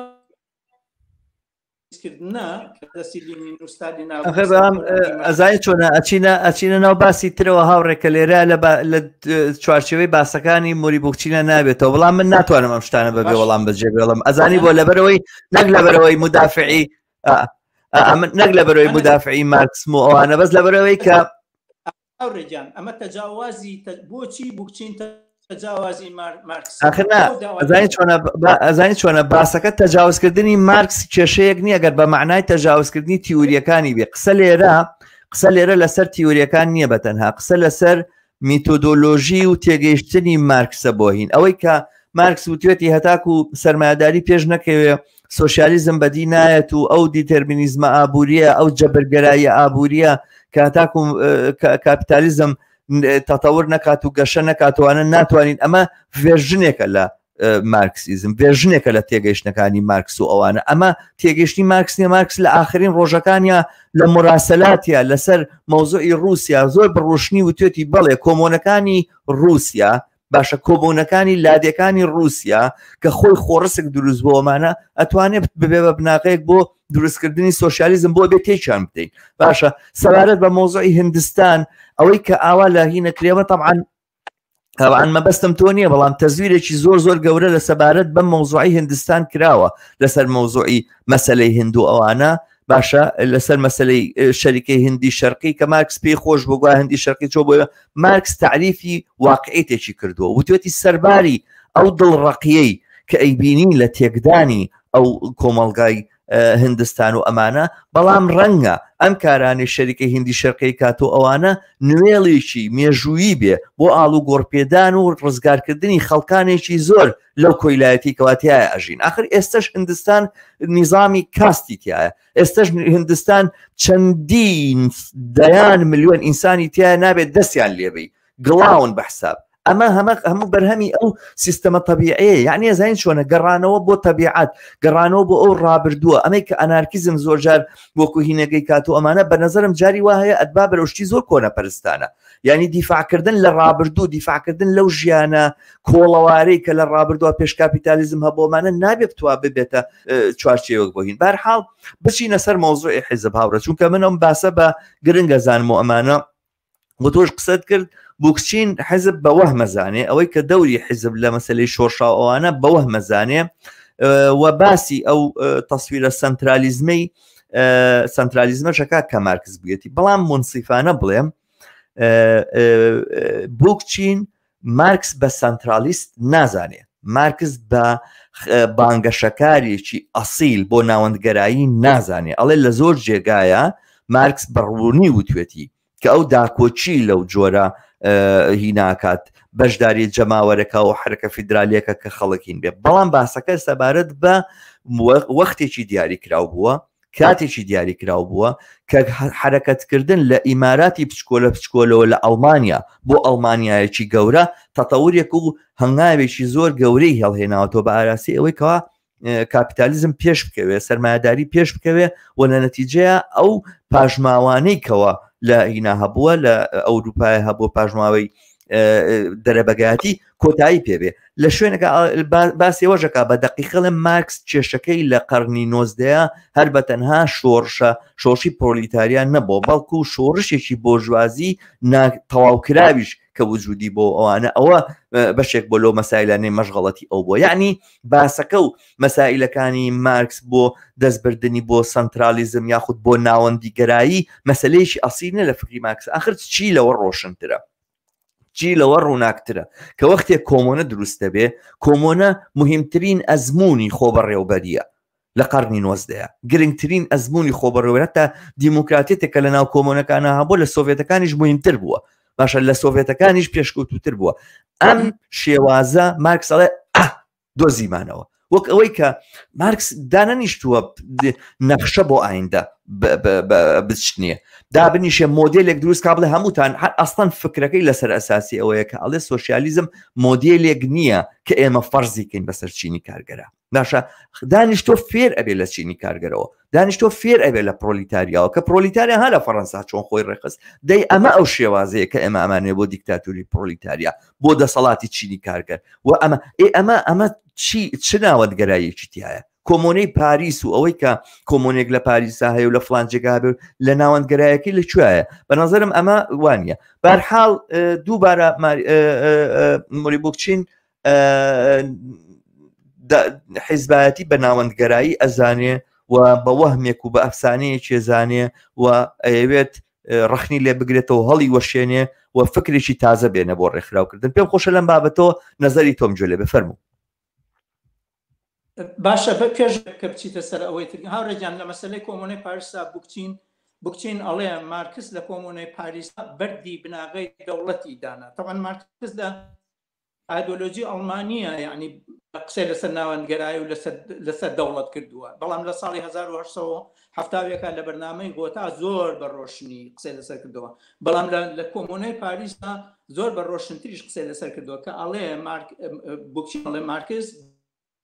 دەوڵەتی لە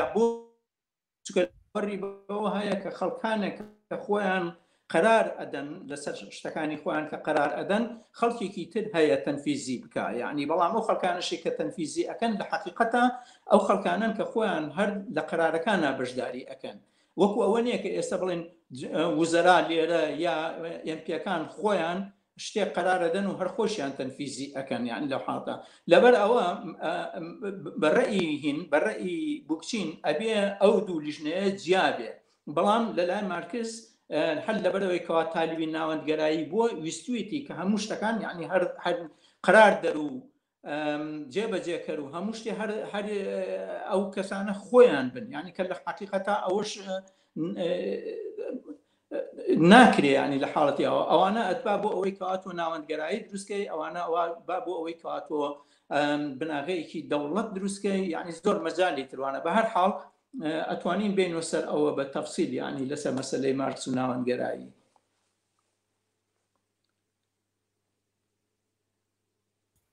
بەڵێ هاوڕێ من پرسیارەکەم سەبارەت بە هین بوو بە حیزب بوو وەهمی حیزب یعنی ئەو بوکچین چۆن وەهمی حیزب تەشخیزەیە بۆ حیزب بە وەهمەزانێ پێم خۆشە لەو بابەتەوە کەمێک بدوێ بەو پێیەکە تۆ لەو بەشەی نووسینەکەی بوکچین تێگەیشتی حیزب بۆچی وەهمە بۆ ئەفسانەیە؟ هاوڕە تاریخی حیزب چییە؟ ئەگەر تۆ لە هەموو تاریخی حیزب حتا نەک حیزب لینینیەکان حتا ئەو حیزبانەی ئێستا لە بەریتانیا ئێمە لێرە تاریخی حیزب چییە؟ تاریخی حیزب بەشبەشکردنە تاریخی حیزب گرتنە دەستی دەسەڵاتە حیزبێک نییە کەوا دەسەڵاتی نەوێت تاریخی حیزب ناوەندگەرایەتیە خەسڵەتی حیزب مەسەلەن الزەبط و ڕەبتی حیزبیانەیە خەسڵەتی حیزب گوێڕادێریە خەسڵەتی حیزب ئەوەیە کەوا کەس ناتوانێت یعنی مبادرە بکە ئەبێتەوە بە ئەمری ئەو خەڵکانە بکەیت ئەنجا دودا ئەوە ئەگەر تۆ بێت تەماشای ئەوکەی کە بۆ بکچین وتی بکچین تەماش بۆ نمونە حیزبی بەلشەفی کە ڕادیکالترین حیزب بووە کە ئەو تەماشای مێژووی حیزبی بەلشەفی ئەکا ئەبینێ کە حیزبی بەلشەفی لە دوای ڕووداوەکان و هەنگاویان ناوە لە دوای ڕووداوەکانەوە حیزبی بەلشەفی نەک هەر ئەوەی کەوا مەسەلەن نەیانتوانیوە لەگەڵ ریزی کرێکاران و پرۆلیتاریا لەو کاتان نابڕۆن بەڵکو بە حقیقەت بەربەستی بوون چین کە بازەوەکە بە دڵنیاییش تۆ ئەوەش تۆژەوە زانست تۆ کتێبەکەت خوێندوتەوە کە بازەوەکە کە لە شوباتی 1970 کە پێش ئەوەی کەوا شۆڕش دەست پێ بکە سەر لە ئێوارەی پێش ئەوە ئەڵێ کرێکارانی پیترۆگراد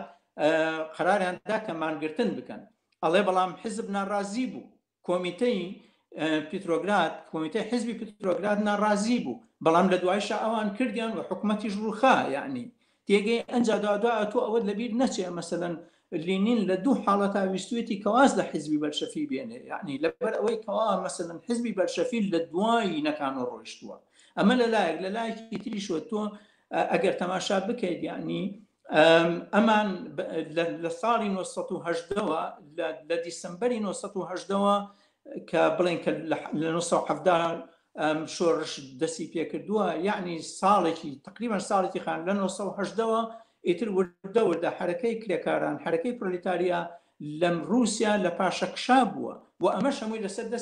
لەسەر دەستی حیزبی بەلشەفیا بووە یعنی حیزبی بەلشەفی بە بەردەوامی هاتووە ئەوەی کردووە یعنی هەوڵی داوەکەوە کرێکاران بکاتە پاشکۆی خۆی کرێکاران وا لێ بکە کە لەژێر ئیرادە و کۆنتترۆلی خۆیان بن. ئەنج دوایەوە بچین لە مەسەلەی حیزبە تەماشای حیزبە ترۆتوسیەکان و حیزبە لینینەکان و حیزبە ماویەکان و تارەکانی تر ئەکات لە سەورەی فەرەنسی ساڵی 1968 کە تەنها گروپێک کە لە سەرەتا ئەویش کە لەگەڵ ڕاپەڕینەکەی 1968 فەرەنسیەکانە بوون کۆمەڵی ترۆتسیەکان بوون، بەڵام لە حەقیقەتە باقیەکەی تری حزبی ئەوانێکەوە حزبی کۆمۆنیست و حزبی شوێعی کە لەسەر تراسی بەرشەفی دروست بوون یا ماوەکان یا ئەوانە هەمیشە هەوڵی ئەویان داوەکەوە ئەگەر ناتوانانی بێ کۆنتترۆلی خەڵکەکە بکەن لەو حاڵەتە هاتوون هێناویانە لە حەقیقەتە بربەستێکیان بۆ دروست کردوون، یعنی گاڵتەیان پێکردوون مەسەلەن ئامادە نەبوون مەسەن لەو ئیعلام و لەو ڕێکلامانەی کە ئەوان ئەیکەن بەشداری بکەن، ئامادە نەبوون لەو دەست بە سەراگرتنانەی کە ئەوان ئەیکەن بەشداری بکەن. لە حەقیقەتیشە هیچ حیزبێک لەو حیزبانە داوای دەست بە سەراگرتنی کارگەکان و داوای دەست لە سەراگرتنی شوێنەکانی نەکردو مەعەدا ئەنارکستەکان نەبێت لەو حاڵەتە. لەبەر ئەوە یعنی تاریخی حزب ئەگەر من ئەتوانم بە سەعات قسە بکەم لەسەر مەسەلەی تاریخی حزبی بەرشەفی کە هەر چۆن یعنی هەنگاو بە هەنگاو بە تاریخ بە ئاماژە بە بەڵگەوە قسە ئەەکەم لەوانەیە کەوا چۆندایان لە حرەکەی کرێکارە لە ساڵی 1920 کە مەسەلەدایان لە کرۆنشتاد مەسەلەن کە مەعلوم یعنی لەو حاڵەتە زۆربەی زۆری کرێکاران پرۆلیتاریای رووسی دژی ئەوە بوون، ینی کە ئەمان ناچار بوون بەوەی کەوا بە ئەفسەرە چیکیەکان و بەو خەڵکانەی تر ئەو بکەن ئەو کارە پۆخڵەکەن بێن بدەن لە حرەکەی کرێکاران لە یا حرەکەی بڵێن کرۆنشتاد لە شوێنانێت ئەمان شتێکیان بەرحاڵ ئەزانیت چۆنە هاوڕێ من ئەو شتانی کە تۆت لەسەر حیزب ئەیزانم ئەو ڕەخنانە ئەزانم ڕەخنەکانی بوکچین دیارە بەو ئەندازەی کە تۆ ڕەخنت گرتووە هەنە ڕەخنەکانی بوکچین بەو ئەندازەیە تیژ نین، ینی بەو ئەندازەی کە تۆ ئاوا ڕەفزی هەموو جۆرە تەحەزوبێک و هەموو جۆرە حیزبێکەکەیتەوە ئەوە ناکە. من وازانم کە ئەو جۆرێک لە ڕێکخراوبوون پێشنیارەکە، جۆرێک لە ڕێکخراوبوونیە تا سیاسیش پێشنیارەکە، بەس باسەکە لەسەرەوە ئەو ڕێکخراوانە بێت تەتەوعی بێت لەسەر ئەساسی بەشداریکردنی خەڵک بێت تۆشتانە نەک بەو جۆرێک کە ئەحزابەکانی ئێستەوە هێکەلەتیکە دروست بووە. دیارە مەسەلەکان بۆی توێکاری بکەینەوەوانە تێکەڵ بە یەکتر نەبنەوەوانە لە هەندێک مەسائلی دیاریکراوە. تێڕوانینی من وەکو کەسێک کە لایەنگری فکری مارکسم، لایەنگری میتۆدۆلۆژی مارکسم، پێم وایە حیزب ضرورەتە. باشە یعنی ئەمە شتێکە کە من ناتوانم تەجاوزی کەم، نەک لەبەرەوەی ضرورەتە بەو معنای کە شتێکی زۆر مهمە، شتێکی زۆر پۆزتیڤە ئیجابیە. ئەزانی چۆن شۆڕش و پەلاماردان و ئەو هەموو تونند و تیژێ لە ڕێگەی شۆڕشەوە بێتەوەوانە هیچ کاتێک من بە نەزرەیەکی ڕۆمانسیانی پۆزتیڤ سێری ناکەم. باشە ئەوەی کە شۆڕش جەژنی چەوساوەکانە ئایت لەو ڕۆژەیە خەڵک ئینە، بەڵام خۆزگە جەژنی تر هەبوایە خەڵک بیکردا لە جێگای ئەوەی کە بە پەلاماردان و بە تونند و تیژی و بەوانە جەژن بجێڕێ. بەڵام ئەمە حەقائیقێک ئێمە لەگەڵی ئەژین، نە شۆڕشکردن، نە سیاسەتکردن، نەوەی کە ئێمە من و تۆ دانیشتوین لەسەر ئەم گرفتە کۆمەڵایەتیانە و هەژاری و نەداری و چۆنەتی ڕزگاربوون لەبانەکردین هیچی پۆزتیڤ نییە، هیچی ئەگەر ئێمە لە شوێنێکی ترا بژیانێ لە دنیایکی ترا بژیانێ ئەسڵەن زەرور نابوو. حیزبی شتێکی ئاوایە. ئەزانیت چۆنە حیزب لە نەزەری مناوە لە نەزەری هەموو ئەوانەشەکە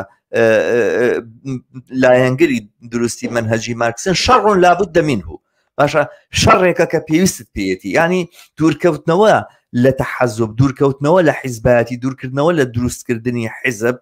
باشە بە جۆرە لە جۆرەکان تەسلیمکردنی دەسەڵاتە بە بۆژوازی لەسەر ئەنجام. یعنی باسەکە لەسەرەوە نییە کە من وەکو کەسێکی کۆمونیست و سۆشیالیست نەچوم حیزبایەتی نەکرد و کاری سیاسی حیزبی نەکردووانە کاری سیاسی حیزبی ناکرێت لە کۆمەلگای، بەڵێ ئەکرێ ناسیۆنالیستەکانێکن، لیبراڵەکانێکن،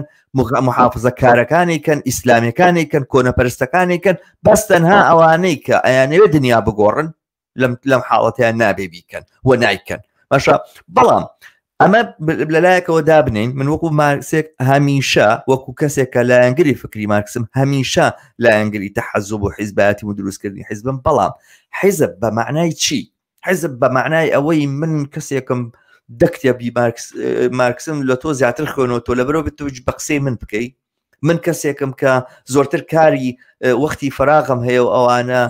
مەسئولێتی ماڵ و مناڵم نییە و ئەوانە و گەنجێکم و پارە لە باوکو دایکم وەرەگرمەوەوانە بەخێومەکەنەوەوانە زۆرتر لە تۆ مەشغوڵی سیاستمەوان بێت تۆ بە قسەی من بکەی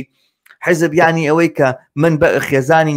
لە خێزانێکی بۆژوازیەوە هاتووم و فرسەتم بۆکەوە بڕۆم بۆ دانیشگا و بخوێنم و ئین بکەمەوەوان و من زۆرتر دەزانم بێت تۆ بە قسەی من بکەی و مەکتەب سیاسەکانمان سەرنجام لە ڕۆشنبیرانی مارکسیست پێک هاتبێ بە بڕای من ئاوان نییە حیزب لە نەزەر مارکسەوە لە سەردەمی خۆشیە ڕێکخراوی ڕێکخەران بووە حیزب ئەو ئۆرگانە بووە کە هاتووە شۆڕشی ئایندە ڕێگەخا و لە جیاواز لە حیزب کارگەریەکانی تر کە لە سەردەمی مارکسا وجودی بۆ ئەوانە وانەیە کە جیاواز نیە لە حیزب کارگەرانەکەی نەخێر زۆر جیاوازە لە ریفۆرمیزم زۆر جیاوازە لە ئینتەرترۆدیۆنیزم زۆر جیاوازە لەوانەی کە ئەڵێن کارگەر هەر هینی هەیە دەمی هەیە بۆ نان خواردنەوەوانە و هەر پێداویستی اقتصادی ئەوانە هەیە زۆر جیاوازە کارگەر لای مارکس ئینسانێکە داوای ئازادیەکە داوای سەرفرازیەکە وانە هەر داوای مەطالیبی اقتصادی بکە نەخێر ئەوێ ئیرادەی خۆی بەدەست خۆیەوە بێ ئەوێ ئایندی خۆی بەدەست خۆیەوە بێ لەبەر ئەوە فکری مارکس بۆ تەحەزوبی کارگەری لە فکری ترۆدیۆنیزم لە فکری ینی ئیتیحادیە گەرایی لە فکری ئیسلاحی ریفۆرمیزم لە فکری ئەو سۆشیالیستیانی کە تۆزێ چاکردنی بارودۆخانەوەی زۆر جیاوازە و ئەم تەحەزوبە لەوان جیاوازە بەڵام لە بەرامبەر ئەوانە نیە شەڕی لەگەڵ ئەوانە نیە شەڕ لەگەڵ ئەوانە ناکات بەردەوامی ینی ئەوە کە ئێمە حیزبێکی کارگەریمان هەبێت کۆمونیستە بەشێکە لە حیزبە گەورەکەی تر کە هەموو چینی کارگەرە بەشێکە لە چینی کارگەر بەڵام بەشێک نییە لە حیزبێکی تری بۆ ریفۆرمیست و لەگەر ریفۆرمیستان ناچێتە ناو چوارچێوەیەک حیزبەوە ئەم حیزبە ئایندەی جوڵانەوەکەی لە بەرچاوە لە هەموو قۆناغێکە بەرەو ئایندە هەنگاو هەڵەگرێ ئەوە مهمە لە بەرچاوی کە سەرنجام سەرکەوتن چۆن بەدەست دێ لە نهایەتی مەتافاوە چۆنی کۆمەلگای سەرمایهداری ئەگۆڕێ بە کۆمەلگایەکی سۆشیالیستی و کۆمونیستی ئەمەی لە بەرچاوە و لە بەرژەوەندی بڵین گروپەکانی چینی کارگەرە بەرژەوەندیە هاوبەشەکانی لە بەرچاوە لەسەر ئەساسی نەتەوە بێ لەسەر ئەساسی شتێکی تر بێ دابەشبوونی ئەم بەرژەوەندیانە بەرچاوی ناگرێت بەرژەوەندیە هاوبەشەکانی ئەمە فەرق و جیاوازی حیزبە حیزب بەم معنایە بە معنای پێکهاتەیەکی لەم چەشنە ضرورە بۆ شۆڕش باشە ئەو تەسویرەی کە دەوڵەت بە هی نەزانێ بە بێچوێ حیزب بەزانێ یعنی حیزب کە گەورە بۆ هین بۆ ئەوانە دەوڵەتەکەی خۆی دروستەکە وەکو لەم باسی هینە بۆچینە لە کۆتاییڵێ ئەی مارکسیست ئەو کۆمەلگای کە ئێمە دروستیەکەینەوە ئەمانە هەر ئەمڕۆ لە ڕێکخراوە سیاسەکەی خۆمانە هینەکەینەوە بە نەزەر من وانە حیزب ضرورەتێکە ئالەتێکی ئەدەواتێکی بەکارهێنانە لە بەردەستی چینی کارگەرە بۆ گەیشتن بە خواستەکانی خۆی بەڵام من لەگەڵ ئەوەیە هیچ ڕێکخراوێکی دیاریکرا و دروست نابێ و نابێت و ناژی ئەگەر جۆرێک لە سەر و خواریتیانە بێ ئەزانی چۆنە هاوڕێ ئازیز تۆ لە لەندەن نەژیت باشە میترۆی لەندەن لە لەحظەیەکی دیاریکراوە کابرای سایقی میترۆکە بڕیار بدا کە بە قسەی خۆی بکات و ئەوانە و ئەوامر لە سنتەرەوە وەرنەگرێت چی ڕوئەدا بە نەزەرم ئەو کەسەکە ئەو کارە ئەکا و جۆ لە ئەوامری سنتەری بەڕێوەبردننی میترۆکانی لەندەن ناگرێت ئەوێ بیگری بیخیتە سژنەوە لەبەر چی لەبەرەوەی ژیانی هەزاران کەس کە میترۆکانی هین بەکارێن لەندەن بەکارێن خاتە خەتەرەوە باشە ئێمە لە کۆمەلگایەکە ئەژین کە ئەم جۆرە سنترالیزمە ئەم ئەتەرنێتی من و تۆ بەکارێنین وە خەڵکی تر بەکارێنن سنتەری هەیە بۆردێکی دیاریکراوی هەیە سەرپەرشتی بەسەراکە ئێمە ناتوانین بگەینە ڕۆژگارێک کە هەروێکەمان فەلاحێکین لە سوچێکە بۆ خۆمان دانیشتین عەرزێکمان هەیە پێکەوە هینەکەینەوە ئەوانە ئەتوانین هەمومان وەکویە ئازاد بین ئەم مەدەنیەتەی کە دروستمان کردووە کۆمەڵێک مەسایلی فەرز کردو بەسەرمانە کە بێ قبوڵیکەن بەڵام ئەمە بەو معنایە کە ئێمە بەبێ ڕەخنە ئەمە قبولکەین نەخێر جا بەڵام ڕخنەکانمانە بێ ڕخنی عملی بێ باسی نەسیحەتکردن نەبێ هاوڕێیان وریابن بیروکراتیزم زەفەرمان پێ نەبا هاوڕێیان وریابن ئەم سەرۆخواری کە هەمانە لە حیزبان نەبێتە هۆی ئەوەی کەوا سەرەوە بەسەر نا ئەبێت بەهۆی ئەوە میکانیزمێک بدۆزەرەوە بۆ مکافحەکردنی ئەمە ڕێگا دروستەکەیەتی یعنی ئەوەی کە تۆ بە بەردەوامی ئامادەبی کە حیزب ڕابگری نەهێڵی بوێ بەو دامەزراوە هینا من دووبارە وازانم زۆرم قسە کرد بە فرسەت بەم کە قسە لەسەر قسەکانم کە وەخنەی لێ بگراگە بەڵێ فەرموو وەڵا هاوڕێجان زۆری بڕا لێن نەبوو بەڵام یەکەم بەنسبەت ئەوەی کە تۆ باست کرد بە هەر لەوە دەست پێ بکەم کرێکارانی میترۆ لێرە کە ئەیکەن یا کرێکاریان لە مەحمەلەکە یا مەسەلەن باسەیان بڵێن هەر لە ئەمازۆنا کە ئەیکەن ئەوە سێنتەر نییە هاوڕێجان ئەو وەکو ئینگلیس پێ لە کوئۆردینەیشنە یعنی هاوکاری یەکترە ئەوەی کەوا پێی ئەڵێ بە سایقی قیتارەکە کە بڕۆ کە مەسا سیگنال پرۆبلم هەیە یا ئەوە هەیە یا ئەوەی کە لە ئەمازۆنا پێی ئەڵێ مثلەن ئەوە حازرە با بچێتە ئەوێەوە لۆرێکە بی با چی بیبا ئەوە مەنیجەر نییە لەوێ ئەوە کرێکارەکانن خۆیان شتەکان تەنسیخ کراوە ڕاستە ڕەنگە دەستێ هەبێت تەنسیخی کردبێ ئەمڕۆ کارەکان لە هەموو شوێنەکە کرێکاران خۆیان ئەیکەن نەک لە حەقیقەتا بڵین مەنیجەر و ئەوانە هیچ ئیشێک ناکەن دووهەمیان مەسەلەی حیزب هەر لەبەرەوەی کە وەختەکە من زۆر بەهینی وەختەکەوم لە مەسەلەی حیزب من حاڵی نەبووم لەوەی کە ئەو حیزبێک کە تۆ ئەتەوێت چ جیاوازێکی هەیە بەڕەئی من یعنی حزب لە ڕاستیەوە بۆ چەپیەوە لە سۆشیالیستیەوە بۆ نازانم بورجوازیەوە لە هەر شوێنێکەوەش مەجموعەیە خەسڵەتی تایبەتی خۆیان هەیە کە یەکیان لەوانەوەکو خۆشت اعتراف پێ کرد مەسەلەی قوچکەییە مەسەلەی قوچکەیی کە مەسەلەیەکی زۆر خەتەرە لە هەر شوێنێکا بێت یعنی خۆی هەر ئەوەش یەکێکە لە خلافەکان کە لەگەڵ مارکسیەکان ناچکە ئەوان باس لەوە ئەکەن کە کەسە مەسەلەن کە مارکس بعد لە توێژینەوەی کۆمەڵایەتیەکە یەکسەر پەنا ئەبا بۆ جیاوازی چینایەتەکان بەڵام لە حەقیقەتە خۆی کێشەی هایڕاکی کێشەی قوچکەی هەرەمی کێشەیەکی سەرەکیە و هەر ئەوەش بۆتە بناغەی دروستبوونی چینایەتی و چینەکان لەبەر ئەوە یعنی تۆ باز لەوە ئەکەیت کە حیزبەکان حزب کۆنترۆلی ئەوێ حزب دەسەڵاتی ئەوێ حزب ئەوەی ئەوێ کە خەڵک بە دوای وە بێ حزب مثلا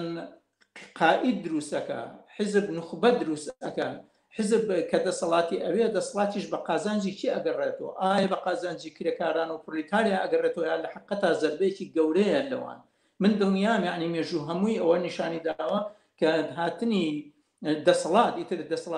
دەسەڵاتی سۆشیالیستی بێ دەسەڵاتی دیموکراتی بێ دەسەڵاتی بورجوازی بێ هەر دەسەڵاتێک بێ هیچ فەرقێکیان نییە هەمویان یەک لە جەوهەرە یەکشتن تەنها ئەوەیەکەوە لە کاتی پێویستە لایەنە دیموکراتەکە بەکارهێنن لە کاتێکیشا کە پێویستیەکی تریان هەبێت لایەنی سەرکوتکردنەوەوانە بەکارن حزبی بەرشەفی باشترین نمونەیە لەو بارەیەوە هاوڕێگیان اینجا دوای ئەوە مەسەلەن کە تۆ لە ئەڵێ ئێمە کرێکاران بەوەی کار بێتە لە ناو کرێکاران نابێت و حزب بێتە چینێکی کرێکاران یعنی خۆ لە حقەتا یعنی ئەمڕۆ کرێکاران حزبیان هەیە لە بەریتانیا حزبی عومان حزبی کرێکارانە هاوڕێگەن هەموو تەنزیمە مارکسیەکان بگرە و بە ئەنارکستەکانی شۆبا پێ بڵێم هەمووی ڕەنگە 2000 کرێکاریان لەگەڵان نەبێ بەڵام ئەوان 30 ملیۆن کرێکار 40 ملیۆن کرێکار دەنگیان بۆ ئەدا ئەمڕۆ حزبی لەیبەر حزبی کرێکاران حزبی لەیبەرە و زۆریش خۆشحاڵن بەوە و دوای ئەوە خۆی کرێکاران لە حقەتا لێرە لە دوای کۆمونیستەکانەوە یعنی بەڕێیەکانی تۆ ڕازی نابن من تەجروبەم هەیە لێرە یعنی کە ئەبینم مەسا جێرمی کۆربن ویستی هەنێ ریفۆرم کە لە حیزبەکە مەسا بۆ یەکێک لەو شتانە کە مەسەلەی نیوکلێر پاوەر بوو کە ئەیویست کە مثلا ئەم نیوکلێر پاوەرە شتێکی ناڵم تەجمیدی بکەن ناڵم لایبەرن بەڵام هیچ نەبێت کار لەسەر ئەوە بکەنەوە یان لەسەر مەسەلەی هینە بەحرەکان پاپۆرە بەحرەکان ئەوانە بەڵام هاوکات نەقابەی کرێکاران لێرەکە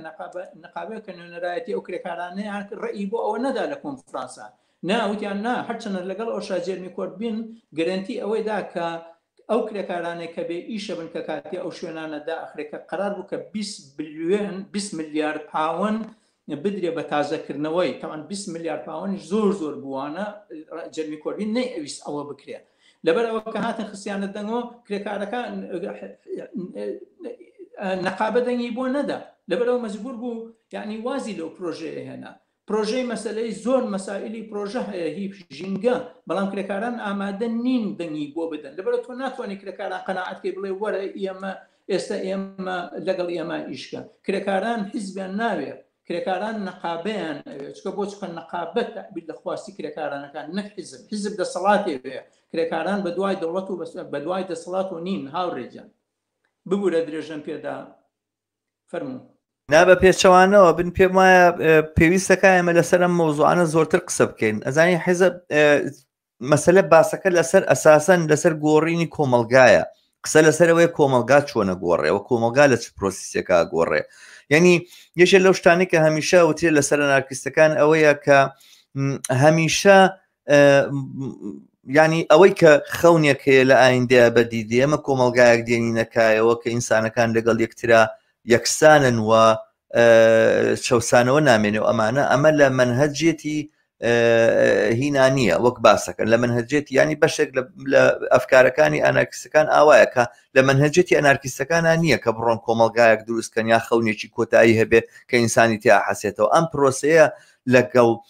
شەڕکردن لەگەڵ هایرارکیە و لەگەڵ کەهینی قوچێکیاوامانە شتێکی بەردەوامیە و ئێمە بە بەردەوام بڵێ بۆ ئەوە بوختانێکی زۆر گەورەیە بۆ بوختانە ئەزانین چۆنە هاوڕێ بوختانیە ئەنارکیزم هەموو هینێکی تایە هەموو نوع ئافکارێکی تایە شتێرنەر خۆ ئەو قسانی کە کردوێتی بەراوردی ئەفکارەکانی شتێرنەر بکە بە ئەفکارەکانی مەسەلەن باکۆنین و ئەوانە یا کرۆبۆتکین عەجز و ئاسمانیان فەرقە ئاخر ئەنارکیستەکان لەسەر هەنێ بنەمای ئەساسی متفقن یەکیان لەوانە دژایەتی دەسەڵات دژایەتی هایراکیە دژایەتی حیزبە بنیانانی کۆمەڵێکی ناسەروەریە بنیانانی کۆمەڵێکی یەکسانیە مەسەلەن شۆر دروستکردنی بەشداریکردن لە ڕشی جەماوەری نەک شۆڕشی حیزبی کە لە بنەوەی کۆمەڵ دەست پێکا کە لە هەموو شوێنەکانەگرێتەوە لەمانە لە هەر هەمویانە دژی ناوەندگەرایین ئەمانە هەمووی مەبادئ ئەساسەکانن کە ئەنارکیز ڕاستە تاکگەرایی هەیە ئەنارکیسەیە دینیە بەڵام هەر هەموو ئەمانە متفقن لەسەر ئەوە هاوڕێجان بەڵام ڕەنگە لە تاکەکانەوەکو من تۆ چۆ دانیشتوی تەقلید دەکەن لە هەنێ مەسائلە جیاواز من شتێکی زۆر ئاساییە بەڵام بارسەکان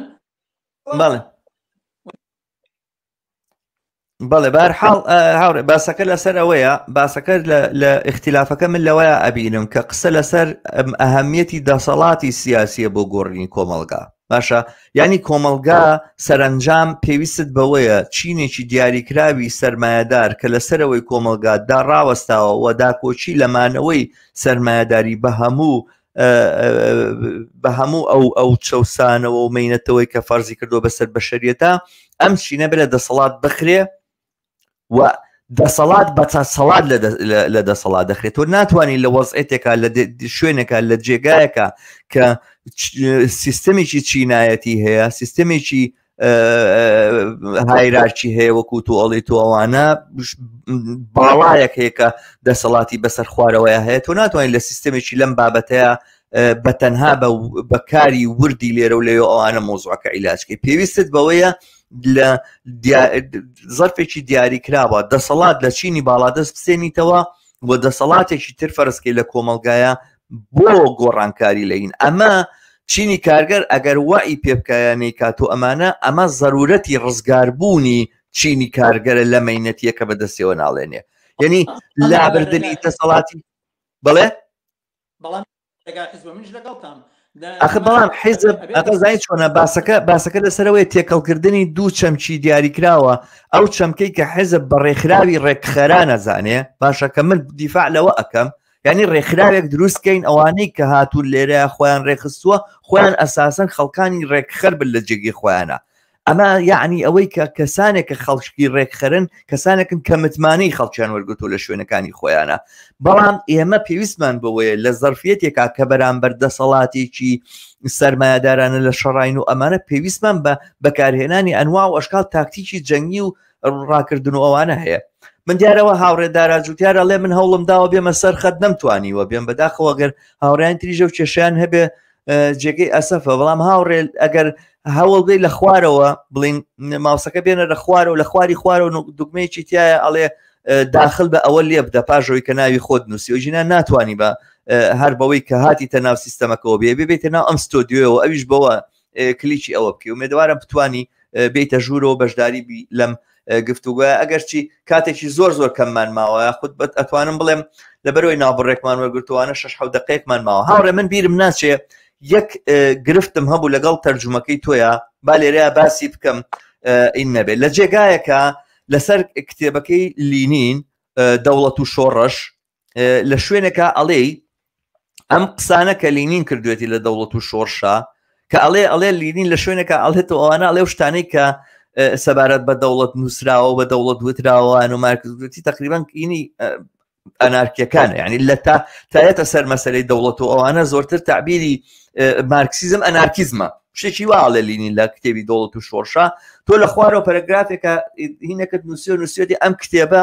لینین بەر لە شۆڕشەکە نووسی بەڵام کە پێویستی بە کۆمەکی کرێکاران بووی کەوا شۆڕشەکە سەر بکەوێتەوەوانەوە حیزب بێتە سەرکار دواتر کە شۆڕشەکە تەواو بۆ ئەوانە پاش گوت یەکەمین فاکتی تاریخی ئەوەیە کتێبی دەوڵەت و شۆڕش لە 1970 ینی بەر لە شۆڕشەکە بڵاو نەبووە دوای شۆڕشەکە بڵاو بووە کتێبی دەوڵەت و شۆڕش لینین کە یەکەم جار نووسیبی بە ناوێکی مستعارەوە نووسیبی بە ناوی خۆی و نەی نووسی بوو تافێڵ لە هین بکە لە کارگەران بکە دووەم فاکتی تاریخی ئەوەیە کە هەموو دەسەڵاتێک بۆ شوراکان بەر لەوەی شعاری کرێکاران بە شعاری بەشەفەکان بووە لینین لە نیسانە ئەمەی گوتووە کە هاتەوە مەشەفەکان وتیان مەشەفەکان و بەشەفەکان کۆبوونەوە تەنها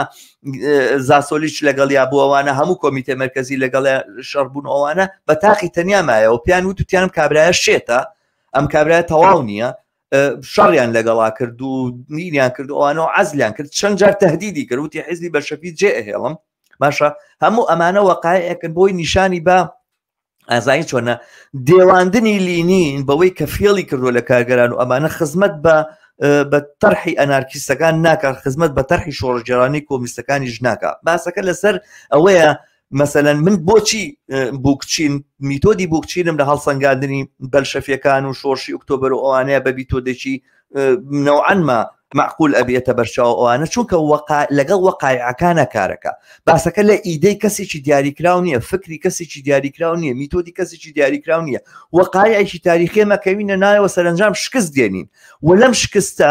لەم سەرنەکەوتنە دەستوەری بگرین ئەوەی کە ئێمە ئابێت لە ئۆکتۆبەرە دەرسی لێوەرگەوە نییە حیزب باش نییە ئەوەیە کە ئێمە چۆن جارێکی کە کاتێکی کە وا بکەین کە حیزب نەتوانێت بەم شێوازەی کە لە شۆڕشی ئۆکتۆبەرا بوو بیکە و ئایا چی بوو لە شۆڕشی ئۆکتۆبەرا کە ڕێگەی کردەوە کە حیزب بتوانێت بەم شێوازە ممارەسەی سوڵتە بکات و ئەمانە نەک ئەوەی کە مەسەڵەن ئەمە کۆمەک بە کەس ناکا بە نظرم سەرنجام ڕەخنەگرتن لە جوڵانەوەیەکی دیاریکرا و ڕەخنەگرتن لە فکرێکی دیاریکرا و حتا لە نظامی سەرمایه‌داریش نابێت ڕەخنەگرتن بێ لە سەرمایه‌داران نابێت ڕەخنەگرتن بێ لە شەڕووری سەرمایه‌داران لە چاوچنۆجی سەرمایه‌داران نە ڕەخنەیە لە کولی سیستەمەکە لە ڕەخنەیە لە هەموو ئەو شتێکە باڵا دەستەوە ئەوانە و لەم چوارچێوەیەشە ئەبینی کە بۆ نمونە لەوانەیە ئەغڵاتێک و تێڕوانێکی فکری دیاریکراوە ئەوانە زەرەریدا بێ بیخێتە ئەم سیاقەوە من دووبارە سپاس دەکەم بۆ بەشداری لەمە بوو بەدەوارم کە ئەگەر فرسەت هەیە من حەزەکەم جۆم لە دوا قسەی تۆ بێت چونکە باسەکەمان لەواچێ بەرەو تەواوبن بڕوە مەدەوارم توانی بێتمان تیشکوڕ و ناشی بخینە سەرەوە باسانە فەرموو هاوڕێ وەڵا هاوڕێجان من سپاس دەکەم بۆ ئەوە دووبارە نەگەر بۆ تۆ هاوڕێیانی تریش کە ئەم دەرفەتەتان ڕەسان بەڵام ئەوەی کە تۆ وتە ئێستا لەسەر مەسەلەی این من ناتوانم بەرگری لە بووکچین بکەم بڵێن بۆچی وای وتویانە تۆ بەڵام پێم وایە بووکچین بەڵگەیەکی هەبێت لەسەر ئەوە تۆ ڕاستەکەی مەسەلەن لینین لە پێش شۆڕشی ئۆکتۆبەردا ئەوەی نووسیوە بەڵام خۆشت باشی زانی هەموو حیزبێک هەموو کەسێک لە پێش دەسەڵاتە جۆرێکی تر ئەڕوانەیە کە کاتێکیش هاتە دەسەڵات جۆرێکی ترە یعنی مەسەلەکە علاقەی بەوە نییە یعنی هەنێ مەهامەکانە گۆڕێ یعنی وانە ئەوەی کەوا یعنی ئەو مەهامانەی کە لە دەرەوەی دەسەڵات هەتا زۆر جیاوازن لە دەسەڵاتە یعنی ئەمە شتەکان ئەگۆڕە دوایەوە کە لینین ئەوەی وتووە وایە بە با بڵێم بە قسەی بوکچین ئەڵێ لینین کە ئەو شتانێک کەوتێتی لە حقەتە شتانە کە لەسەر مەسەلە لە ناوەندگەرایەتی ئەگەر باش دەبێت لەسەر مەسەلەی ئەوەی کە میلی بۆشێکی نظامی ئەڵێ ئەوانە هی ئەناکان بوون ئەمە ئەو قسانە قسەی مارکسن کە لە حقەتە کردوێتی دوادوە حتا ئەڵێ ئەنارکستەکان لە کاتێکا شۆڕژ بووە ئامادە نەبوون ڕێیان وا بووە کە نابێ چەکەکانیان دانێن ئەبێ هەروە بمێنەوە بە چکەی هەشت شۆڕش خەتەری لەسەرەیانی ئەمە حقیقەت یعنی ئەنارکستەکان باوەڕان بەڕێخستن هەیە هاوڕێگیان ئەگەر بێمە سەر مەسحیزبەکەی تۆ ئێمە ناڵین ئێمە باوەڕمان ڕێخستنێ بەڵام ئێمە باوەڕمان بە ڕێخستنی قوچکەیی نییە یعنی بەڕاستی هاوڕێ من لە دڵسۆزی و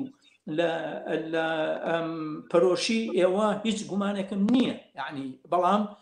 لەبەرەوەی کەواتەوە کە تۆ حیزبەکەوێت تۆ ئیتر بەو ئیتیجاها وای بۆ ئەچیت یعنی ئەوە یعنی شتێکە کە تۆ بە ئیتر ناسانم بڵێم لە ڕێڕەوی مێژووە پێگەشتووی لە ڕێڕێی تەجروبا پێگەشتووی لە ڕێڕەوی معریفە و زانیاری خۆتا پێگەشتووی مافی خۆتە پێگەشتووی بەڵام ناتوانیت یعنی جیاوازیە بە هەر جۆرێک تێگەشت بێتی یعنی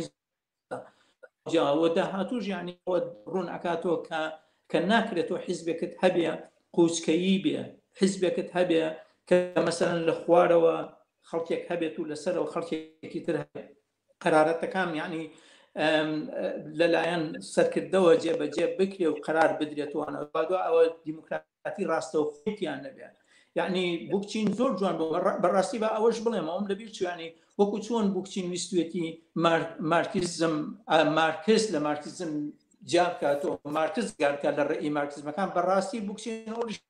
کە ئەنارکیزمش لە قەیرانێکا بوون لەو قەیرانە دەریان بێنێ و بە حقیقەت من ئەڵێم ئەگەر بەهاتە ئەنارکستەکان بە فکری بزوڵ ئەو ینی ڕەنگە حرەکەی ناڵێمی ئەنارکسکەم کەم بڵێم ئەنارکس حرەکەی کۆمۆنیست و حرەکەی ئەنارکست و حرەکەی شوێت بۆ من هیچێکە کە یەک داهاتوویەکەویش دامەزرانی کۆمەڵێکی سۆشیالیستە ڕەنگ وایە هەنگاوە بچوایەتە پێشەوە بەڵام بەداخۆ ئەنارکستەکانی گویان لێن نەگرت یعنی چی هەیە لەو باشتر ئەگەر تۆ بتەوێت بنەوەی کۆمەڵ بگۆڕی ئەبێت لە بنەوەی کۆمەڵ دەست پێ بکەی یعنی تۆ ناتوانێت اعتماد کرد لەسەر هەرەیەک بێت و بچی مەسەلەن داوای ڕوخانی دەوڵەت چۆن وا ئەڕوخێ ینی ئەبێ خۆتی بۆ ڕێخەی ناکرێ بەبێ خۆ ڕێخستن هیچ شتێک بێ خۆ ڕێخستن هیچ شتێک لە ژیانە وایە دەکەواتی ئەخر حیزبیش لەو چوارچێوەیە زەرورەتە بەڵام نەک بەو جۆرە کە باسەکرێتەوە ئەوانە کە کۆمیتەی مەرکەزی هەموو بڕیارێکە دات و ئەوانی خوارەوە بەس جێبەجێکەن من پێم وابێ حیزبی بەلشەفیش لە مێژووی خۆیان وا نەبووە و ئەوەش کە بەڕێزت وەکو ئاماژەیەک ئیشارەتی پێکرد لە ئێوارەی بڵین هەشتی مارسی ساڵی 1970 کاتە شوبات دواتر بە ناوی شۆڕشی بە هینی شوباتەوە نامراوە ئەوانە لەو ئێوارەیە کە ئەو هینە بووە کە ئەو شۆڕشەکراوە وەک کارگەرانی پێترۆگراد گوێیان لە نەگرتووە لە مەسئولی حیزبی بەشەفی نەگرتووە واقعان حیزبی بەشەفی ئاوا بووە حیزبی بەشەفی ئاوا نەبووە جۆڕایاڵی خوارەوە بۆ سەرەوە جۆڕایاڵێکی کوێرانە ئەساسەن ئەوەی کە ئەو قسەی جێڕاوەتەوە ئەو وەکو نمونەیەک باسێکە لەوەی تەرکیبەی حیزبی بەشەفی چۆن بووە ئاخر هەموو ئەو باساکرێت لەسەرەوەی لینین هەموو بڕیارێکی داوە ینی نموزەجێک کە ستالین لەسەر لینینی کێشاوە هەمومان قبولمان کردو بە بێڕەخنە لە حاڵێکا لینین بۆ هەموو باسێکی خۆی مناقەشەی کردووە کتێبی نووسیوە هاتووە ڕۆیشتۆ قژی خۆی ڕاکێشاوە ئەنوا و ئەشکال باسی کردووەوانە تا بڕیاریشی بردوتە پێشەوە لە چۆ وا بووە کە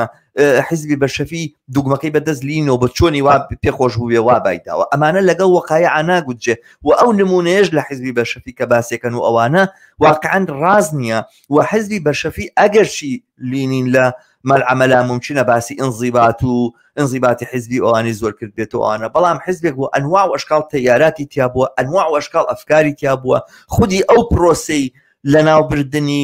کۆمونیستەکان کە ستالین دەسی پێکرد لە 24ەوە هەتاکو 1930 بەردەوام بۆ ئەوانە بۆ خۆی نیشانێکە لە نیشانەکانی ئەو جیاوازیەکە لە ناو حیزبی بەشەفیا بووە لەبەرەوە ئەوە ڕاز نییە کە حیزب وەکو حیزبی بەشەفی نمونەیەکە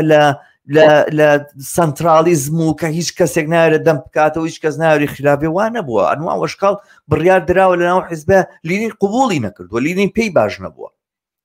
هەورەجان بێزەبت وایە ڕاستەکە منش ناڵێم یعنی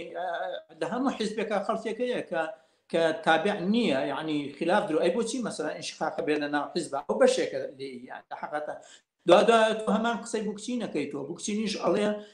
ئەگەر ئێمە هەموو مەسەلا بزەبت لە بیرم نییە لە ئێمە ئەو شتانەی کە ڕووی داوە لە رووسیا بخێنە سەر شانی پیاوێک مەبەستی دینی نەمەنا ئێمە تێگەیشتنمان لە واقعەکە نییە یعنی مەسەلە کار بە تاقی تەنیا نەبووە بەڵام لینین ناچار بوو لینین لە سلاحێکی زۆر گەورا بوو وەکو تۆ وتت لە دوو دانەجاراوی سوێتی واز بێنێ حیزبی بەرشەفی بۆ چووکە مەساکیانەوە نەبووە کە حیزبی بەرشەفی لە دواوە قونەی کردووە نەیانتوانیوە لەگەڵ هینەکە بڕۆن کە مەسان کە لە سەر دەمی ڕوودانی شۆڕشی مەسان 1970 هاوڕێجان لە شت وابزان وەختەکە نازانم کەسێ وەختمان بەسەر چووەگەرچی بەڕاستی ئەم مناقەشەیە لەگەڵ بەڕێزدا زۆر ینی زۆر جێگای خۆشحاڵی زۆر بەلەزەتە لەبەر دەستمان نایێ وازی لێبێنین بەڵام ناچارینی تر بەڵێنمان داوە بە بینەرانمان لەوە زیاتر وەختیان نەگرین زۆر باشە هاوڕێجان منیش وەکو کوردە لە دڵی منە منیش حەزمە کرد کەوا حەزەکەم بەجام ناقەشەیە بکەین لەسەر مەسەلە بەڕاستی حتمما ئەوە ئاڵێگرین بۆ بەرنامەکانی داهاتوومان من هەرچی میوانێکە دێتەوەوانە لە یەک دوو مەشروعیتریشی لەگەڵادانێمەوە لەگەڵ تۆشا لەسەرەوە ڕێگەکەوین لەسەر مەوزوعی حیزب و حیزباتی بەرنامەیەکی تایبەت دابرین تەحەزوب لە ڕوانگەی ئەنارکیزم و لە ڕوانگەی کۆمونیزمەوە جا با بزانین کەی بۆمان فرسەتمان بۆ ڕێگەکەوێکە ئەو بەرنامەی پێکەوە بکەین دەستەکانی خۆش بێ زۆر زۆر سپاس دەکەم ماندوم کردی ئەمڕۆ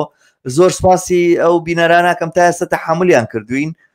ئومێدەوارە من باسانی کە کردومان توانی بێتی باری سەرنجمان بە ئێوەی عزیز بگەیەنێ ئەبێ داوای لێبوردن سەر لەسەر جەم ئێوە بکەم کە کۆمنتان نووسی کە نەمانتوانی کۆمنتەکان بخەینە سەر شاشە ئەو هاوڕێیانی کە هەوڵیاندا بەشدار بن لەگەڵمانە لە بەرنامەکانە نەیانتوانی ئومێدەوارم لە بەرنامەکانی ترا بتوانین ئەم لایەنە هونێریانە باشتر تەختیە بکەین و ئەو شەشانە کەمترکەینەوە هاوڕیان و ئازیزان ئێوە بینەری بەرنامەیەک بوون سەبارەت بە کتێبی ماری بوکچین جۆ ڕادێرە ئەی مارکسیست لە وەرجێڕانی هاوڕێم زاهیر باهیر و ئومێدەوارم ئەم بەرنامەیە جێگەی پەسەتتان بوو بێ هاوکارمان من لەم کەناڵەیە کەناڵەکەمان لایک و شەیر بکەن کەناڵەکەمان سەبسکرایب بکەن لەسەر یوتیوب بە دۆستان و ئازیزانی خۆتانی بگێنن تا بەرنامەیەکی تر بە ئێوەی ئازیز شادەبینەوە بە کامەرانی تەنەسپێرین هەر بژین شەو شاد هاوڕێ عزیز شادیان بڵێم گۆڕە ئیمەزانی لەسەر